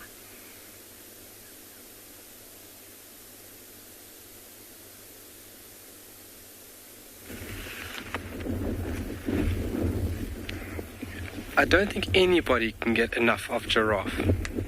I don't get enough of giraffe. And we have quite a dramatic scene playing out in front of us. We have a few raindrops that are actually coming down. We are actually preparing for the water to descend upon us.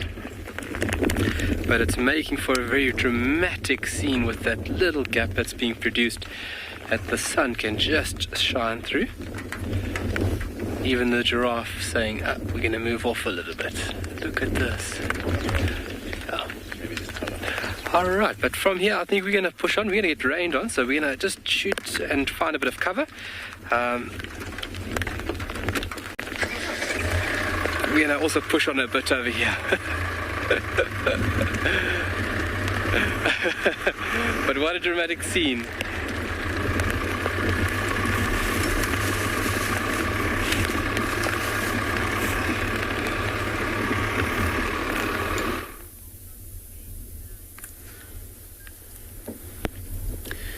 So for a moment there, I thought we were going to see some mating happening, but nothing happened.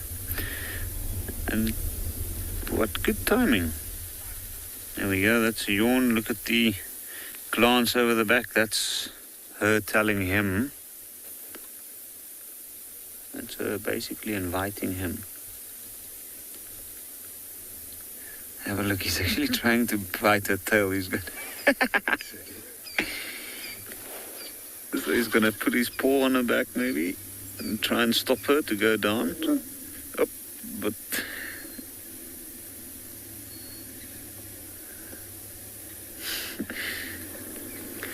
what I've noticed between this male and his brother is that he tends to be a little bit more cautious, where the brother often takes matters into his hands.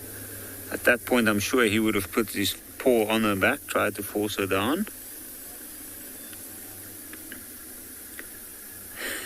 This guy, my lion, looks very unsure at this point. You can see he's treading carefully.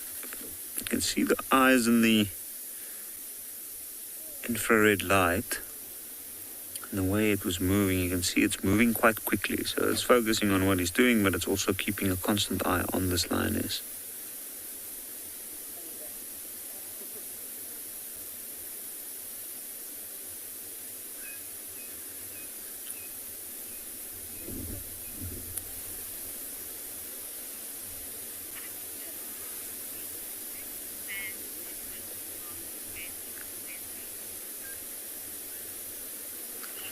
Leslie, if I heard your question correctly, you asked, is this the bad-tempered Ross smell? Well, both of these male lions are quite bad-tempered. This one, I'd say so. Where is the bad-tempered Ross smell? Well, you are definitely looking at him. The other one has a darker mane and is also quite bad-tempered in certain cases. But what I found is with this particular one, he's extremely protective. And even with us on occasions, we still try and keep our distance, just to give him a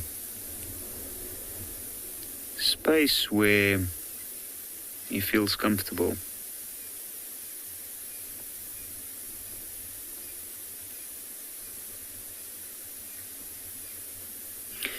Have a look, there's a lot going on at the moment here. It doesn't look like much. She's laying down, facing away from him, and his eyes might even be closed, but he is very aware of every single move that she's doing.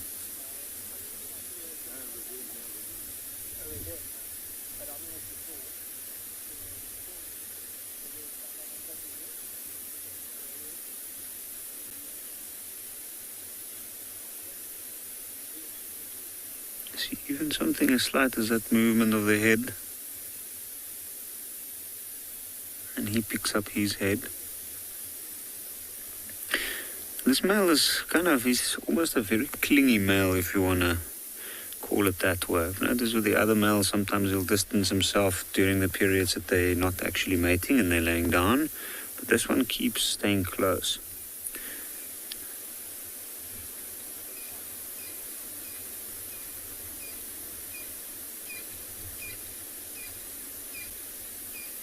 You can see she's also staring into the distance, and that's because there are quite a lot of general game animals moving around in this area, and it has reached the point where we're starting to lose light quickly.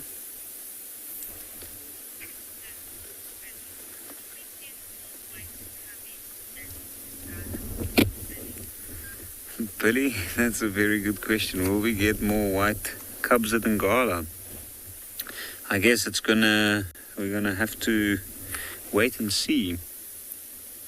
There is a likelihood, I guess a 1 in 4 chance. It's a recessive gene, and we know that both of these animals carry the gene.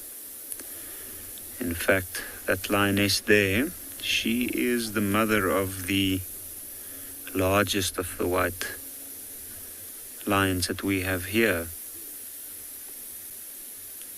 So we don't know, but there might be a good chance. 1 in 4, I think, is quite a good chance for a white lion.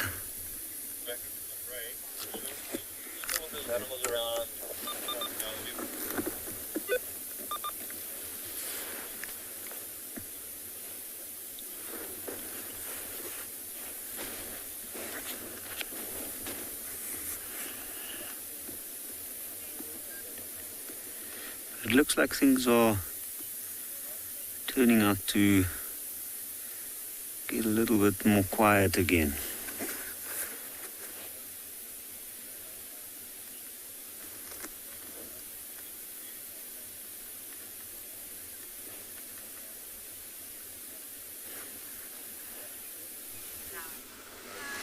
Well, Shadulu is just tucking away slowly but surely. So as much as we've been sitting here, she's just been eating constantly, and she's kind of eaten through that back leg now. And it's hanging very precariously at this stage. You can see most of the weight of the carcass is actually being supported by her front right paw. It's almost cupping the carcass and kind of holding it up.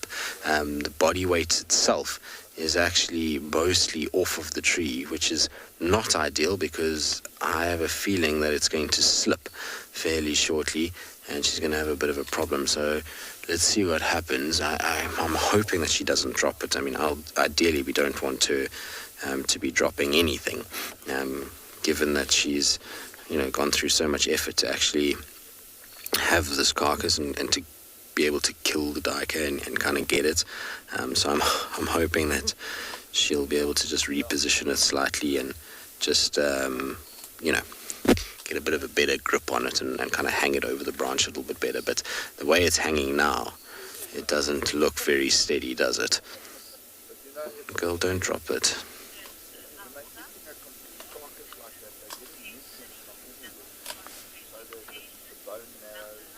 Also, yes, they will nibble on vegetation. In fact, just before you guys got to us, when she went up the tree just now, she was nibbling on some grass. It's quite a common thing to see cats eating grass. It just helps with their digestive tract a little bit. So you do see lion, leopard, cheetah feeding on grass every now and then. Sometimes people actually see them kind of nibbling on grass, and it's actually not eating the grass. If it's early morning and there's a lot of dew around, sometimes they'll actually drink the water droplets off the grass itself, particularly if they've got to kill and they don't feel like walking too far, then that's how they do it. But you can see that carcass is going to go any second. It surely is being held by, at this stage, I think, willpower more than anything else. But the problem she's got now is that if she lets go with her mouth, that whole back end is going to fall forward and that weight is going to drag it out of the tree. So what she needs to do is almost stand up with that piece that she's got in her mouth and then kind of lift it. But it's going to be tricky. Now you will see a light. That's obviously because there is tourists that are in the sighting. So the spotlight is there just to kind of highlight. But you can see how this carcass, I mean, the front leg maybe is, that's what's holding it, is the front leg is actually wedged between two branches. So even if the weight does fall, I think it'll be okay. But it's precarious. I hope she doesn't lose this carcass. I really do.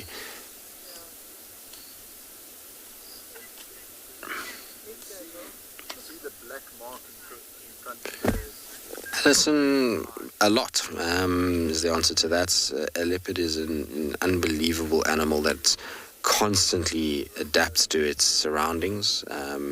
And so they surprise me regularly with things that they do and their behavior. Also, our understanding of leopards is constantly evolving and changing. As we're getting to know these animals more, and places like the Sabi Sands and the South Luangwa and Jawai in India, where we can get large populations of relaxed leopards and spend long periods with them, we're starting to see that the leopard's dynamics and behaviors and things that have been written in books are not always the case. So we're constantly learning from the species, and so they do surprise me regularly. They are able to do amazing things from the size of the animals that they catch. They've got this huge range and a huge amount of diversity in what they eat. So from that point of view, the social nature of the males in some respects, we know that a lot of books will tell you that a male leopard is completely solitary, plays no part in kind of being around the female with the cubs, but we've seen countless sightings of male leopards in and around cubs. And so there seems to be a social element there that is still being explored. If you go up into Jawai in India, there's often sightings of multiple litters coming together and being in the same sighting. So, it's really an interesting kind of dynamic with leopards, and like I say, it's a constant surprise with them as to what they get up to and what they're able to achieve and where you find them. I mean, that's the other thing, is people are seeing leopards in cities and in random places where you wouldn't think a leopard would survive. So constantly kind of changing and evolving. But it is that time where we're obviously going to be heading home shortly, and it's been an absolute pleasure having you all along for the ride for the last 2 weeks from my side. I know Steve as well. Both of us will be off from tomorrow morning. I'm sure you're all looking forward to having James and Lauren back. But it's been such an epic 2 weeks in so many respects, with so many amazing sightings, and hopefully it will continue for James. And I know he was saying that we've given too much pressure to him, but I'm sure he'll do just fine, and we'll see what goes on. And I look forward to returning soon, and hopefully with Shidulu having a cub on Djuma, which would be amazing. Anyway, from all of us, it's been an absolute pleasure. We'll hopefully see you guys all soon, and for the rest of you, we'll see you tomorrow morning on the Sunrise Safari. Hi, I'm Damon, and I come to you live every day from andBeyond Phinda Private Game Reserve here in South Africa. I think the most underrated wild animal is the buffalo, and I think many people want to see them because they're a member of the Big Five. But then once it's ticked off the list, it's on to go and look for things like big cats or herds of elephants, when in reality, spending time with a big herd of buffalo is a really amazing experience. It's quite a sensory overload, taking in their smell and the sounds of them moving around you, as well as just the sight of so many big dark bodies walking past. Join me on my next adventure